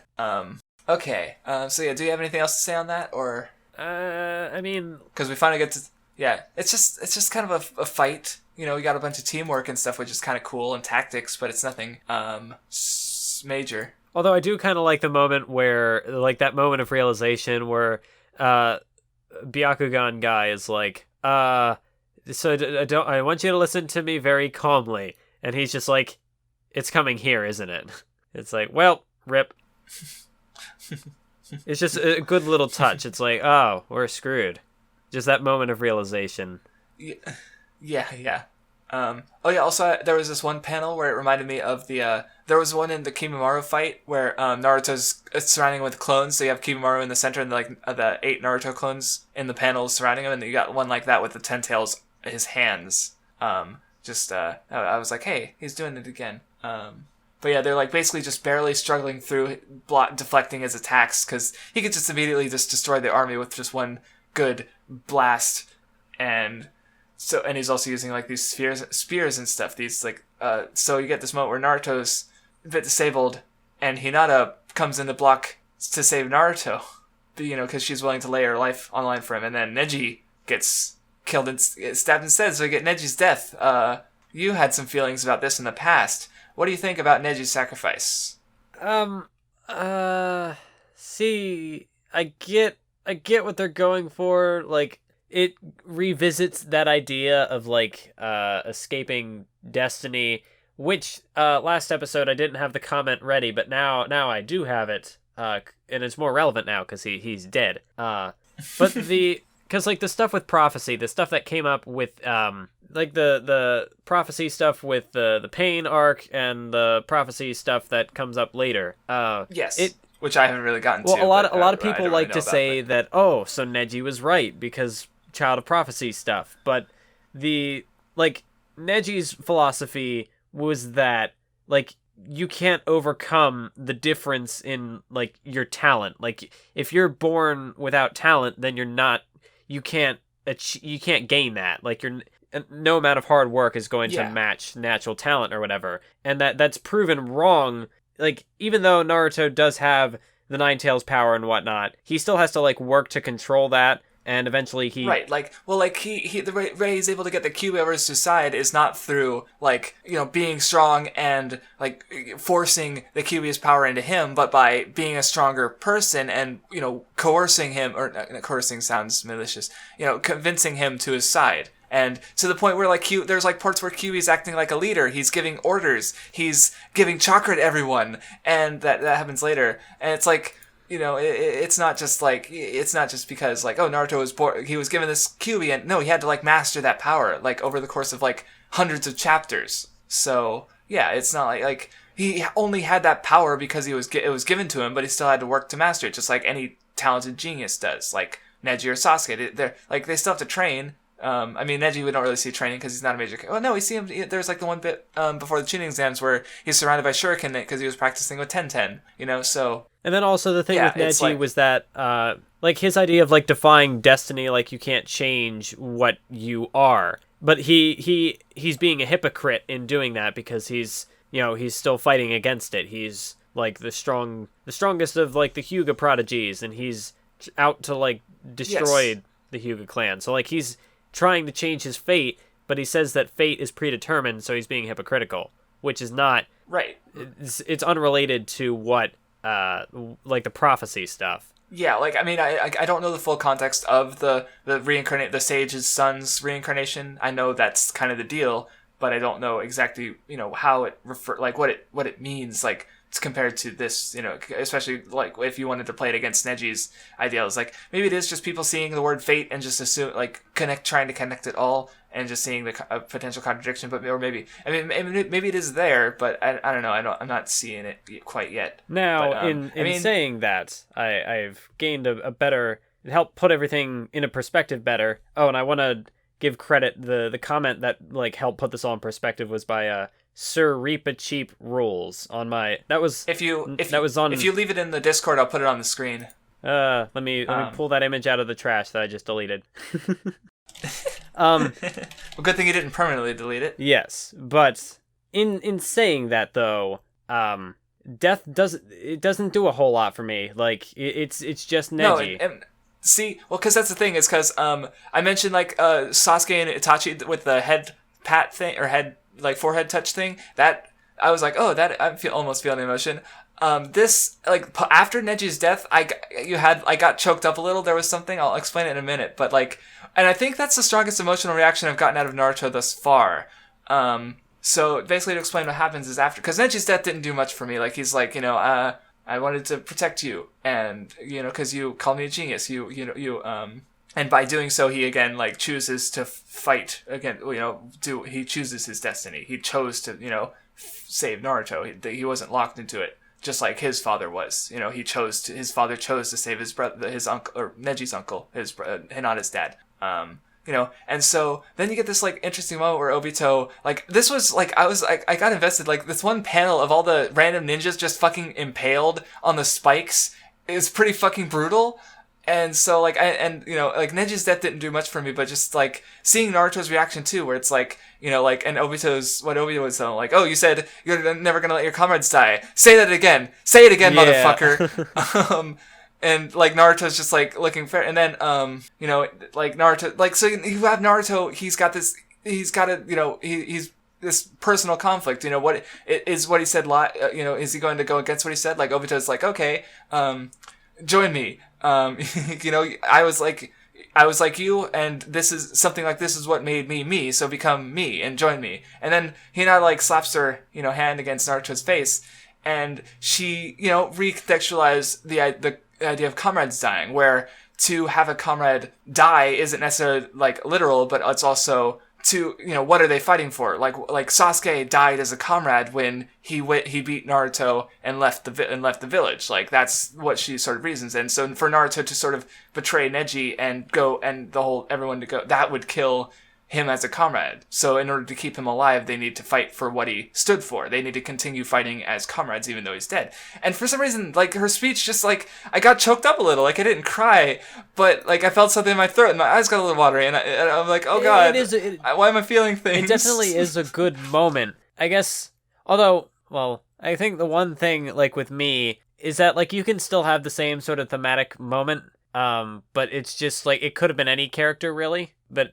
It being Neji doesn't really... that's like I feel like at least with Neji it gives like because Hinata's the one who says it, and because this is like because like the other part that got me a little bit was after the Naruto, he recovers. They point out that your parents died basically the same way, protecting you, and he remembers all the other people like Itachi and Nagato and Jiraiya, his parents, the third Hokage, like all these other people who have died, all these other comrades who have died for them, but their ideals still remain alive, that they're fighting for it. And then he holds hand with Hinata, so it's like this is like the first time you've actually had like a Naruto Hinata like moment between them specifically. Like you've had like Hinata protecting Naruto from pain, but it's not really between them. It's just involving them. But this is like, and I was like, okay, this is good. So yeah, it's like, it was just like, I mean, I don't think it's like a really deep moment, but it got me, the way Hinata put it got my emotions a bit. And I was like, oh god, I'm feeling things. But Friendship is good.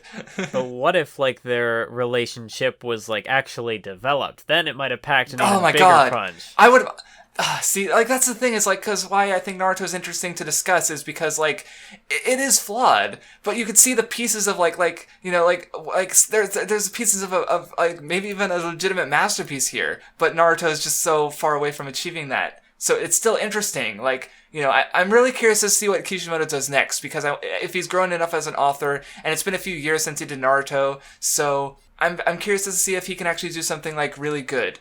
If Naruto's just like the skeleton of an actual like really good series, that because I do think Kishimoto has potential as a manga creator. I think Naruto is really interesting. Well, what was sort of interesting, despite its obvious problems. So yeah, what was sort of interesting was I forget if it was on this episode or a previous episode, but in one of those comments, there was an interview linked, or previously an interview was talked about, and just the with Togashi. Or yeah, with Kishimoto, and he. What? Oh no, older interview. Okay. Well, I think it was around about the time of like the pain arc or whatever, where he kind of maybe it was the one with Togashi, where he talks about like how he felt sort of shackled by like previous things he had set up in like the context of the world. So if you think way back, he started this manga in like 1999, I think that was the year it began.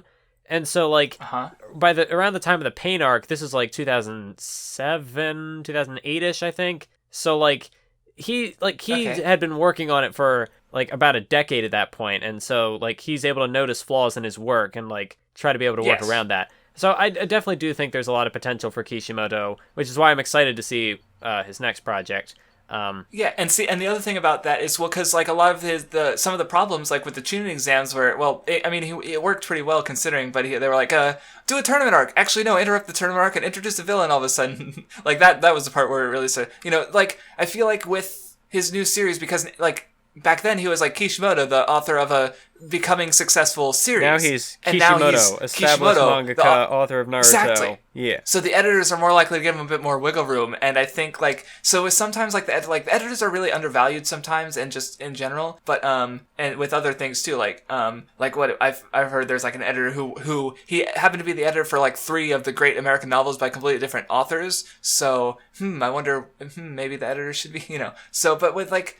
So with Kishimoto, I do think that I wouldn't say that editors held him back. Like they probably put him on the right track a lot of the times. But I'm curious as to see what he. I'm just repeating myself. This makes me think of like and it's completely different circumstances here, but it kind of reminds me of like Yoshihiro Togashi, how he first wrote Yu Yu Hakusho, and that was kind of like his breakout story. And so then like with Hunter x Hunter, which is like a regarded masterpiece. But then like with Hunter x Hunter, he takes all these hiatuses and stuff. So you'd think like if this was his first manga, no way he'd be getting away with what he's doing. Hunter x Hunter would have been canceled. Yeah. If as good as it is, it wouldn't have made it past the Chimera Ant arc because the editors would have gotten sick of him. But now he's Togashi. He did a big hit in Yu Yu Hakusho. Then Hunter x Hunter became really big, so they can't just cancel it. So maybe Kishimoto could be on the verge of creating a Hunter x Hunter level. That's what I thought you were going with, because Yu Yu Hakusho has some good ideas, but like it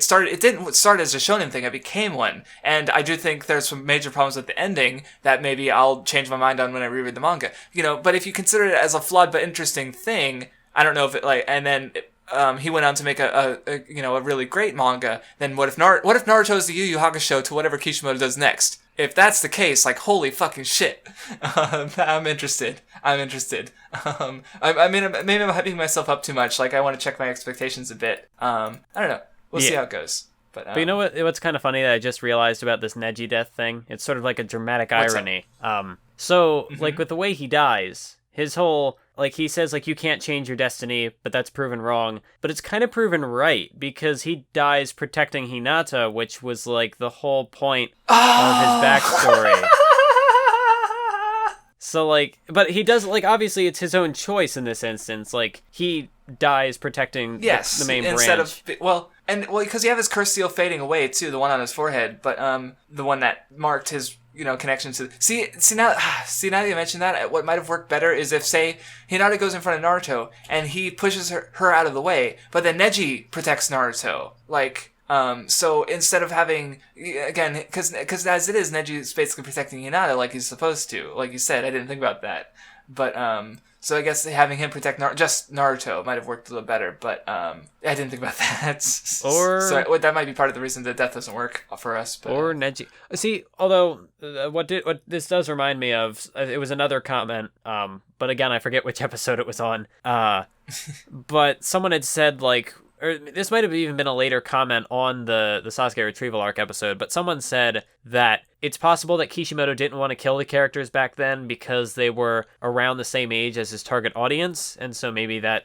So, like, I don't know if that's a thing in other shonen, because, like... You're right. Hold on. I'm trying to think. Because in like One Piece there have been character deaths in like flashbacks and stuff, but they're usually adults. Like, and even like the youngest character who died was like early 20s, so fairly young, but not like necessarily like target audience, like children. Well, because the other thing about target audience is like, especially with One Piece, like half the country reads it. Like there's actually more. I think. There's a pie graph floating around with the age demographics, and there's actually like 1% more old people over 55 reading One Piece than there are under 18 people reading One Piece. Like, I think it was like 17% of One Piece's audience is like under 18, and like 18% was like over 55. Which makes sense because it's been going for like so long that if you've been reading it since you were 7, now you're in your 20s, So, but I get what Kishimoto means, is that like, because I'm trying to think of like major children character deaths, and like, because now Neji's older. He's like, what, 17, 18? Yeah. Like, that's old enough to die. Wait, no, that's terrible. What did I just say? You're old enough to die for your country. But yeah, but compare that to like Rin was pretty young when she died in Obito. So, but that's not that. But even then, Obito didn't actually die. And so early in the series it would have been more of an issue, but part 2 is definitely supposed to be a little darker than part 1. So it starts off with some children dying. That's fair. Children dying, that's fair. Let's not. Oh God, I'm awful. But yeah, I still, I'm not a huge fan of my original Naruto video that I posted on my main channel, but I will stand by the statement: people died. Well, Neji died. Okay, yeah. Moving on. I love that though. And so yeah, got this big character moment, and Hinata and Naruto finally have a thing, and it's. Sakura's been here, but she hasn't done anything yet. I kind of forgot she existed. Yeah, I don't think Sakura's had any holy dialogue fucking shit. or anything. I don't think so. Like, maybe a couple lines, but like not more than anyone like Shikamaru, or like... It's hard to believe she's a main character, in all honesty. Like, she had a few moments during the... Like seriously, if you just like read the war alone, there would be no reason to think that Sakura was a major character or anything but a side character. Like, even Sai has gotten more stuff going on. Yeah, has had more stuff going on during the war. The last thing that Sakura did was like with the Zetsu stuff, but at this point that's like 50, 60 chapters ago. Like, and even then, it's not like, how is it like it's not really significant on like to a main character level. Like, Naruto's here fighting the fucking 10-tailed beast, and Sasuke's fighting Kabuto and ending the Edo Tensei. Like, what Sakura's doing isn't any more significant than what like Shikamaru's been doing, or Sai, or the Omoi or Daru, which the fucking Ginkaku stuff. Like, she feels like a side character even though she's a main character. So yeah, Sakura, get your shit together. So anyway, I guess we get a bit more of the fight with, again, Naruto passing on the nine-tailed chakra. I'm not sure if I have much more to say on that, though, on the rest of the fight. Like, you get, like, he's mastered his nine-tailed chakra, and the nine-tailed fox itself is acting as sort of, like, is able to guide some things as they try and figure out how to deal with this fucking 10-tailed bullshit. But, yeah, I guess it kind of ends there, because we cut back to Sasuke, and he's around Konoha, which is evacuated. They're checking it out, and of course they're looking for Orochimaru uses the Reaper Death Seal to or he unseals his arms and he gets rid of the Zetsus that were following them. And then they use the Zetsus to revive the 4 Hokages under Edo Tensei. So yeah. So okay, this weirded me the fuck out. And see, now I'm a bit more okay with it. Like, I don't, the first Hokage's personality. He has a personality.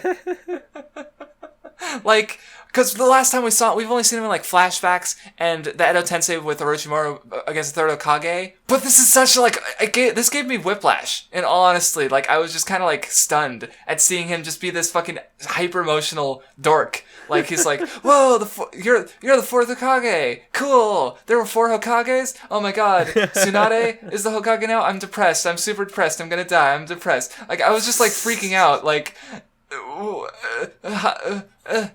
what? Are you okay, dude?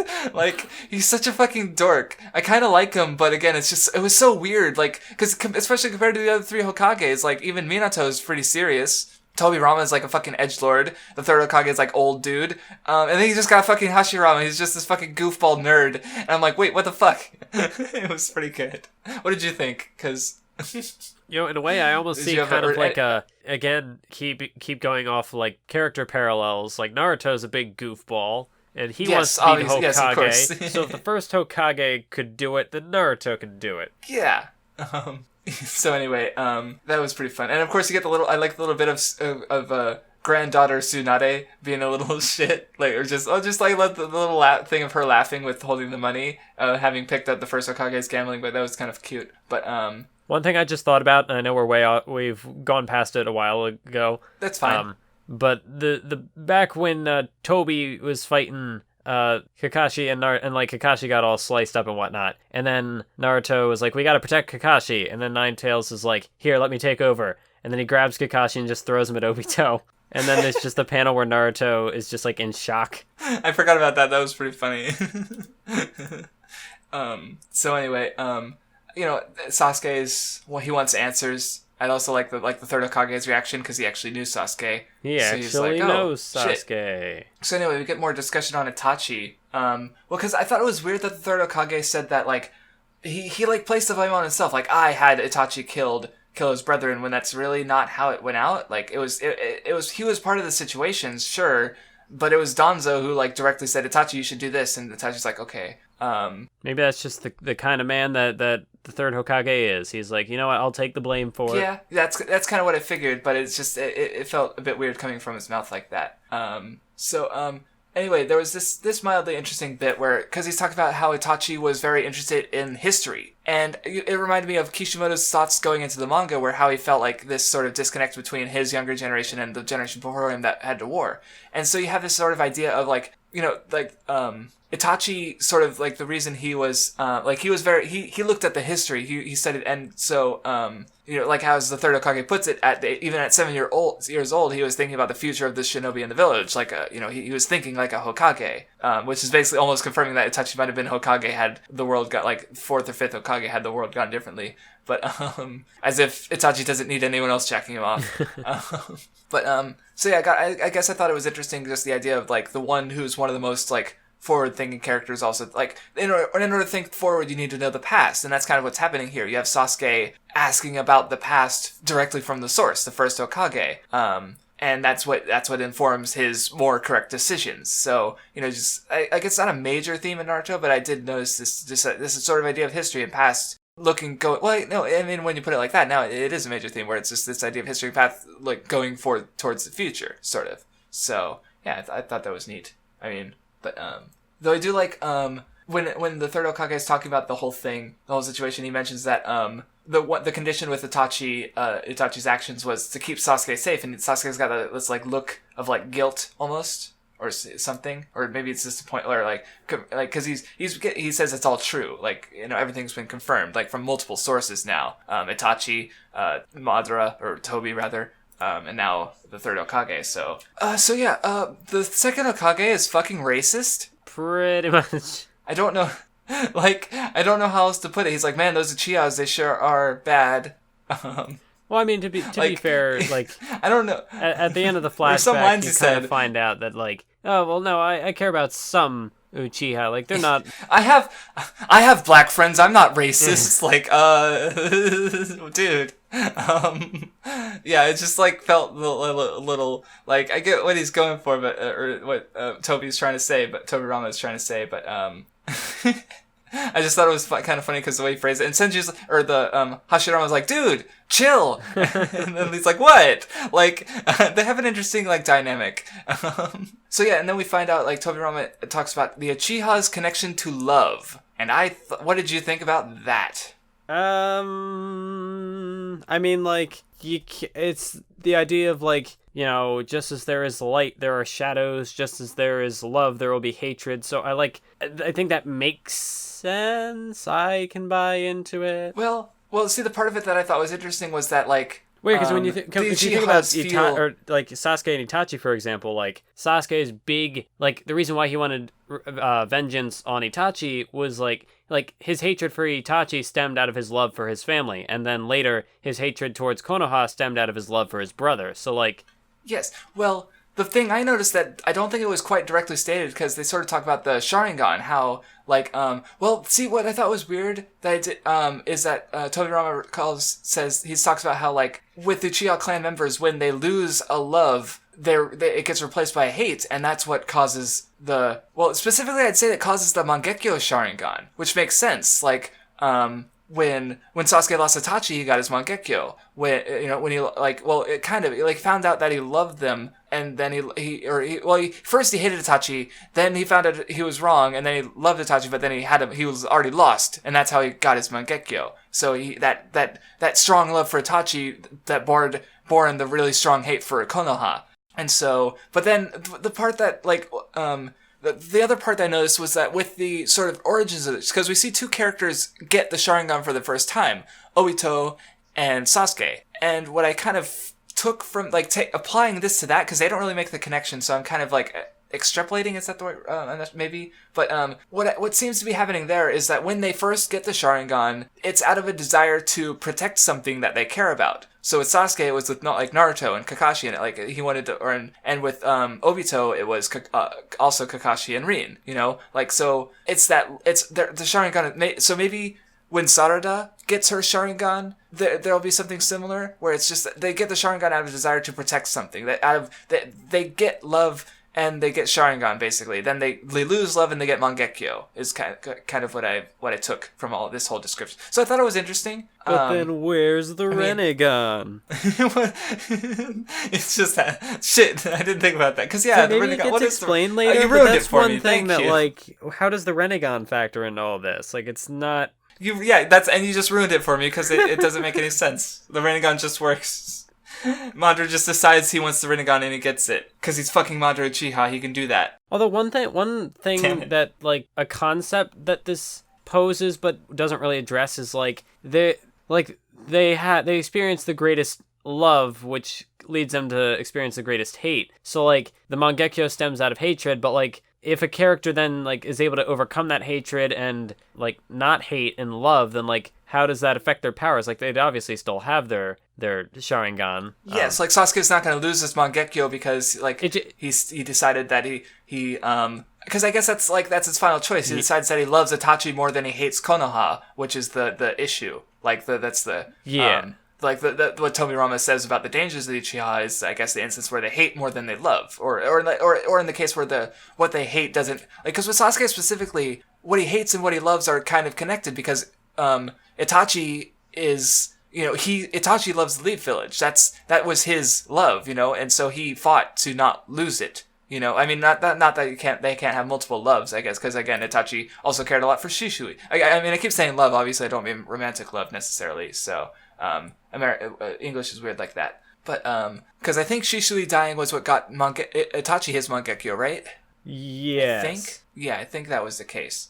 But anyway, I forget what I was talking about. Although I think it's like, it just kind of reminded me of like in Avatar: The Last Airbender, where like Zuko has his fire bending, and he bends out of like his hatred. That's where the passion behind his fire comes from. But then when he kind of switches sides, then he loses it, and then he has to kind of like redefine why he does firebending. Like, where does he get that strength from? And and then he and Aang train for they learn that fire is also life and passion, and so because it's the same with Aang, because when he tried to learn it from Zhang or in the first season, I forget the character was it, maybe that was the name of the character, but he wasn't able to learn it because, again, it was that hate. He couldn't get that because he's a pacifist. He's more for peace, so he wasn't able to get that from. But then when he found out it was about life, then he was able to learn it, and which is a pretty cool aspect of the bending is how it ties to personality and Aang's character arcs. But I think it's a little bit of a shame that something like that doesn't also work with the Sharingan. Like, I don't know. I don't know how you'd even work it, but I don't know. It just made me think of that. I guess, it might have been, Well, I mean, the Kage and Kai are really just, they kind of, like again, I was talking about with Hashirama's wood stylings and how, like, oh, you get these cells, now you know how to do the hand signs to make these jutsus, and it's like, oh, okay, that's just the thing that can happen. Like, you just kind of have to accept it, that it just works. But it is kind of a shame that like you said, well, then we're not done yet, so maybe we'll get more out of it. But yeah, I thought it was an interesting idea, and it fits what we know so far. And so what else happens in this conversation before? You get like the bit where like Tobi and Rama's like they're everything's getting kind of tense, and Tobi, like, everyone like braces to fight Tobi Rama because he hears about he's like, Sasuke, you're evil Uchiha, I'm gonna take you out. And then Hashirama was like, dude, no. And like the whole fucking room quakes and there's cracks forming and everyone's like, Suigetsu's shitting his pants and melting. And it was pretty fun. Like, I don't know, I kind of like that, like, cause that's a trope that's always kind of fun. It's like the goofy character, the comic relief, who's actually the strongest and you don't want to fuck with them at all. And so this has a bit of that. I mean, we always knew this first Hokage was a fucking monster power-wise, but because he was, even without actually seeing him do anything, we know that he's equal to Madara. And we've seen Madara, so we're like, holy shit, this guy's a big deal. But yeah, it was so yeah, they consider going to help in the war, but the issue, of course, is Sasuke. And so the first Hokage decides to tell Sasuke everything. He just sits down and let me tell you my story. So we finally get so unless we had anything else to say on the first part of the Kage conversation, we get the Madara Hashirama flashback. See, it's actually kind of funny. Going into this, what's that? I was like, before I had been sort of skeptical of Madara's character, and then it was setting up, like, we saw, like, getting reintroduced to how OP he was. I was again kind of reminded, like, this is, I definitely see why I didn't really like this character in the first place. And so by this point, I was kind of like, well, even leading up to this session that we were going to learn about Madara, I was like, no, I'm not going to like this character. It's not going to happen. I'm not going to like Madara. And then we went through the backstory, and I'm like, God damn it. Yeah, because we start out with them, the flashback starts with them fighting for a bit, just pulling out all these crazy fucking abilities, like Madara puts armor on the nine-tailed fox, and Hashirama summons this giant Buddha statue with like 1,000 arms, making Netero look like a little bitch. I went there. No, I'm kidding. I don't mean it. I don't mean it. Sorry, don't lambast me in the comment section. I'll lambast you on the podcast. Anyway. Yeah. But then we get to see them as kids, and they're all small, and they don't mention their family names, but they start to bond and be goofballs, and it's it was also really. I had another case of whiplash a bit here because Madara is doing all these like goofy comedic expressions. Yeah, I'm just like, this is Madara fucking Uchiha. Like, it makes sense for Hashirama because he was a dork when we saw him as an adult, but Madara's been so relatively serious that I'm like, oh, okay, he was a child. He was a kid once too. It works. So yeah, what did you think about this flashback, or at least start? I mean, it definitely was interesting seeing that side of Madara. That, like, he has quirks. He has a personality beyond just stoic and evil. Yeah, and they're like the little like chat, like they're fighting and they're skipping rocks, and then there's the little thing, like they do the thing with Madara. He's like, oh, no one can sneak up on me. I can't even pee when someone's behind me, and then you get to see that later where he's like pissing off the side of or into the river off the side of a cliff, and he stops and he's like, you're behind me, like just little silly stuff. It's kind of funny then how that like plays around in the flashback. He's like, no one can sneak up on me, And then, of course, at the end of the flashback in their big fight, he gets stabbed in the back. So there's like a thematic. I guess.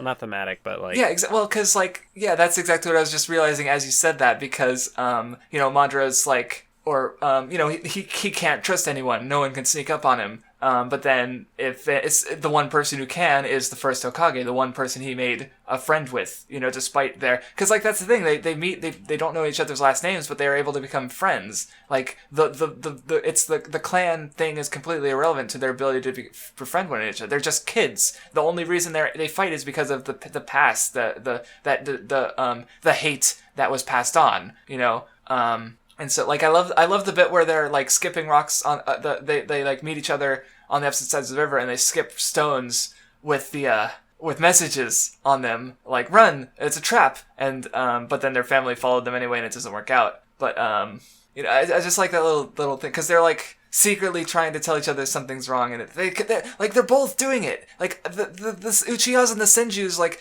Tobirama's a racist fuck, but they're not really that different. Like, the clans are, here we see the clans just doing the same shit, So, it was a neat little conflict. And then, of course, they fight for a bit, but I like how Madara, like, ends the conflict where he says, like, Hashirama's as strong as me, so we better not, we'll lose if we fight them. And, which is probably definitely not true, considering Uchiha Madara's, like, a genius, and Hashirama's just a normal guy. So you got the Naruto Sasuke thing again. Which is, of course, we talked about how there's so many parallels you can draw between all the characters. Like, I actually had a friend who even, the way he put it was like, Kishimoto has only written 2 characters, Naruto and Sasuke, and everyone else is just Naruto and Sasuke, kind of. Which is, I can see where he's coming from, it's kind of true. Yeah, I can see that. So anyway, like, what else is there to say about the flashback? Because we already knew quite a bit about it from when Obito told Sasuke about it. Like, there's the bit where the Uchihas are fighting. They're warring, and they start to tell me Rama's about to kill. Madara refuses peace because he lost his younger brother. So he's like, okay, Hashirama, either kill your younger brother or kill yourself right now. And he tries to kill himself, and Madara's like, okay, stop. Because, again, Hashirama's like the one person outside of his family that Madara was really, really able to connect to, so of course he doesn't want him to just die. And then, like, even in that offer, there was kind of a sign that, like, they still had that connection, because Hashirama says, like, he thanks him because he gave him an option beyond just killing his brother, because Madara knows what it's like to lose a little brother. And so he's like, okay, so you gave me a way... Point. You gave me another option. You let me attempt to kill myself, rather than doing that. Yes. So, and then of course they unite, and the Leaf Village is finally formed. And I didn't know the cliff that they were standing on as kids, like that overlooked the Leaf Village. So, and I like the little bit where they're talking as adults, and they're like he's like, we'll protect the land of fire from the shadows. So I'm the fire shadow, the Hokage, and. Madara's like, let's call this the village, Leaf Village, Konoha, and Hashirama gets depressed and he's like, that's a stupid name. And Madara's like, are you serious? And it's just like, they have this goofy, straight man, funny guy interaction as Madara and Uchiha and Hashirama Senju. It's like, it's just more good stuff, Yeah, Madara's pretty cool. I like him. I like these two. And then, of course, I also found it interesting that Hashirama wanted Madara Uchiha to be a Hokage, but it was not meant to be. It was not meant to be. It was another one of those, like, this sort of question gets raised in other stories, not so much here, but it's another one of those, like, the guy wasn't made the leader because nobody could trust him, but, like, what if he was made leader? Then would he have done the things that people never trusted him for? Is it because the people didn't trust him that he became the villain that he is today? Yeah, because that's the kind of thing that I wouldn't say it lost me a little bit, but I was definitely questioning it. Because I guess it was just that Madara predicted that, because that's the thing is, what if Madara tried to be the leader? Like, he just sort of assumed no one would expected of him, and because even after becoming the first Hokage, because Hashirama was about to make Madara the first Hokage. Like, he was willing to give up that position which makes sense to me. Like, Senju wins the war, but Madara gets the seat of power. Like, it's a true sign that the two sides have become one. Like, it's not just like, oh, okay, because otherwise it feels like we beat you and now we're oppressing you. Yes, and which is what happened. Big, so Hashirama's right, but the world didn't. Even the Uchiha didn't trust Madara, even though even Madara was right, because they eventually hey, we're conquered. We should do something about that, betray the village and start a coup. And Itachi's like, no. So yeah, but it's interesting to wonder what would have happened if Madara had become the second Hokage, because he just gives up, kind of, I feel like, and that's kind of sad. But I'm not sure, if he would, should he have given up, is my question, I guess. Yeah, that's sort of the one issue I take with this flashback, is that he doesn't even really try. He's just like, oh, well, this is gonna happen, so might as well just see that through. Mm-hmm. But I mean, it's not a huge deal, just a minor thing. Yeah. So, but yeah, he's like you said, his clan has given up on him, the village has given up on him, so he gives up on them, and he decides to. I don't know how it goes from this to Moon Eye Plan. So I don't know exactly why he went that far, but we get this these scenes of, oh, the Leaf Village is finally a place where the children can be dudes and not die, and which is kind of cool. And then of course it cuts back to the fight, and they're fighting, and Hashirama wins, kills Madara, maybe. Somehow, I don't know what happened there. Somehow he survives, because we saw him in the Obito flashback. Yes, right. But like we said, or like I mentioned earlier, Hashirama was the only one who was able to sneak up on Madara, because he's the only one who Madara could even begin to think to trust. So, outside of his, even at this point, even including his clan. So, yeah. It's sad. He's a sad boy. Yeah, it was a good flashback. I think, I guess I liked it better than the Kabuto one. The Kabuto one was also pretty good, but I like this one. It's it's neat to see the foundation of the village. Though, also, again, I love the bit, let's call our village the village hidden in the leaves. You know what, let's put a big Mount Rushmore, head about, I've been questioning that since the beginning, and I didn't really get it answered, just that they knew about it. They didn't question it, but I've always thought it was funny. It's not a hidden village, there's a fucking Mount Rushmore. Well, that reminded me of a thing that we kind of glossed over, because, Konoha has the Mount Rushmore thing, Mount Konoha, as it were, but then, in the flashback with the Tsuchikage during the Kage Madara fight, there was the thing with the rock. How the rock was the symbol of the village? Tsuchigakure? I don't remember what that means. Iwagakure. The stone village, whatever. Yes. It's the Tsuchi village. Iwagakure. I just said it. Iwagakure. Iwagakure. That's the thing. Anyways. Yes. Village hidden in the stones. So their thing was a rock. It's the will of stone, here's a rock. And then he's like, oh, but it's just a rock. And then the Tsuchikage's mentor is like, yes, it's a rock. Or no, he says stuff being all philosophical and wise and whatnot. And he's like, oh, don't be all wise and try to make this fancy. And then he's like, no, but it's just a rock. He just throws it in the river. So it's more and then he gets another one. This is our sacred village treasure now. It's it's not about the treasure itself. It's about what it represents for you, what it means to you, I guess. Right. I'm not sure if I had anything to add on that though.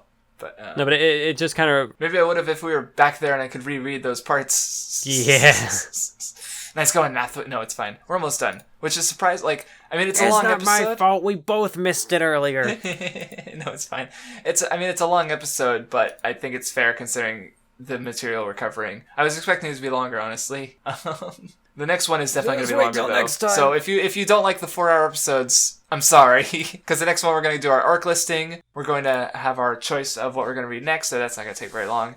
And we're going to have... Are we still doing characters? Yes, favorite top 5. Are we also going to do a bottom 3 or whatever? I don't know if we want to do... I only have Karin, I don't care about anyone else. Okay, that's fair. Or dishonorable mention. Maybe dishonor, Karin or Kimaru or Jugo and Sugetsu. Okay, it's just Taka who's not Sasuke. They all suck.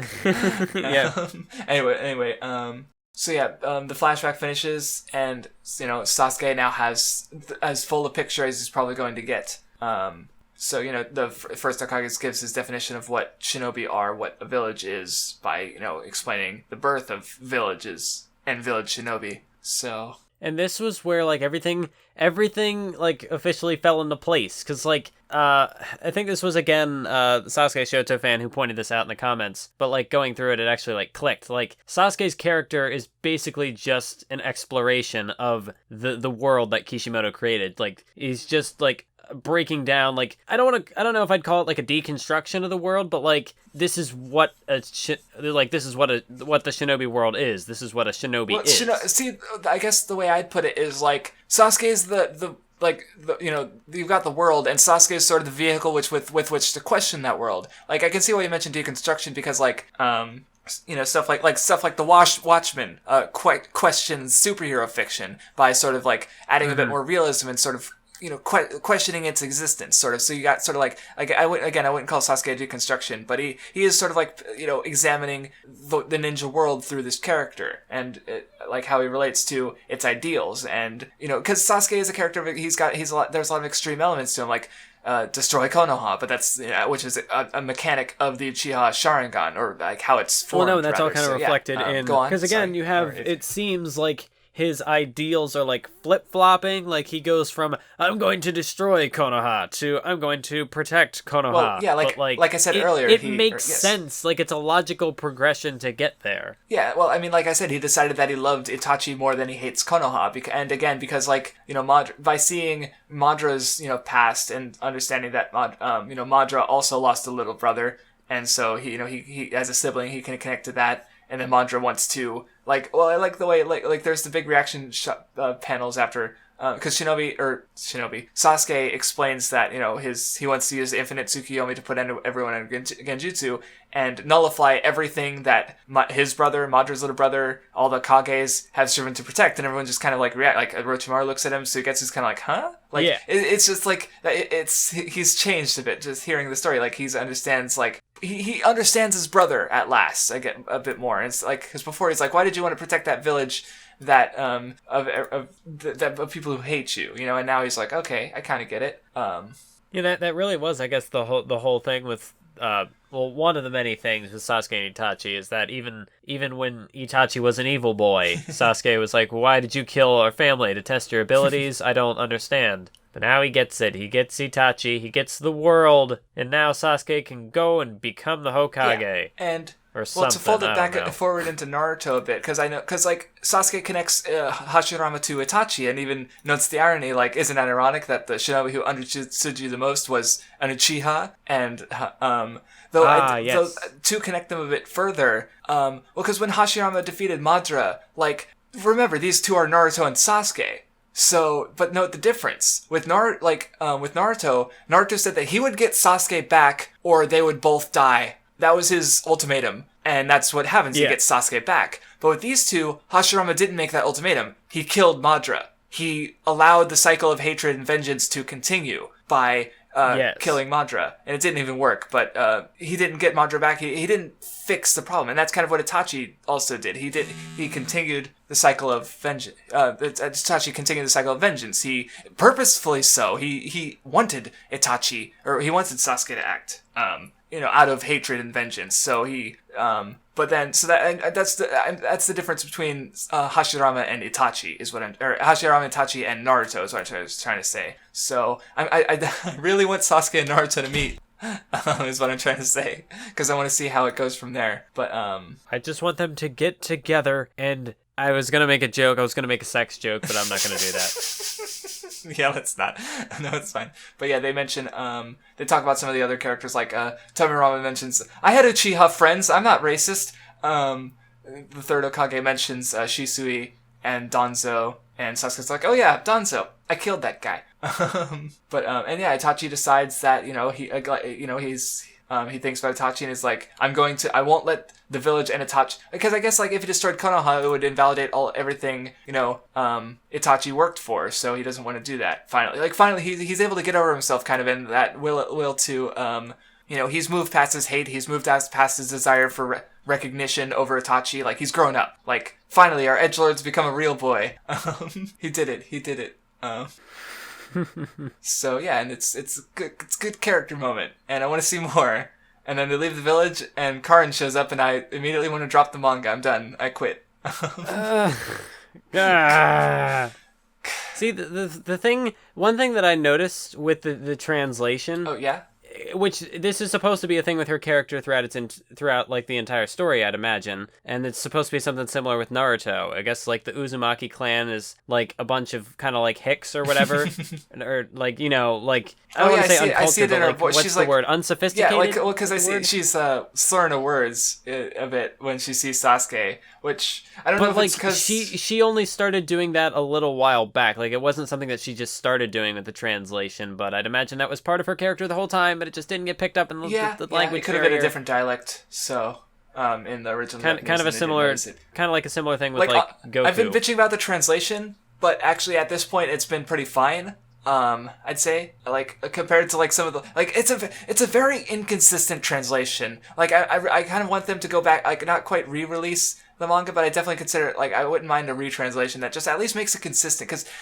It was ongoing. It was some of the things are just there were just some inconsistent moments. Like there was in this stretch of chapters a point where Jugo and Suigetsu were referring to Team Hebi as Team Team Taka as Team Hawk.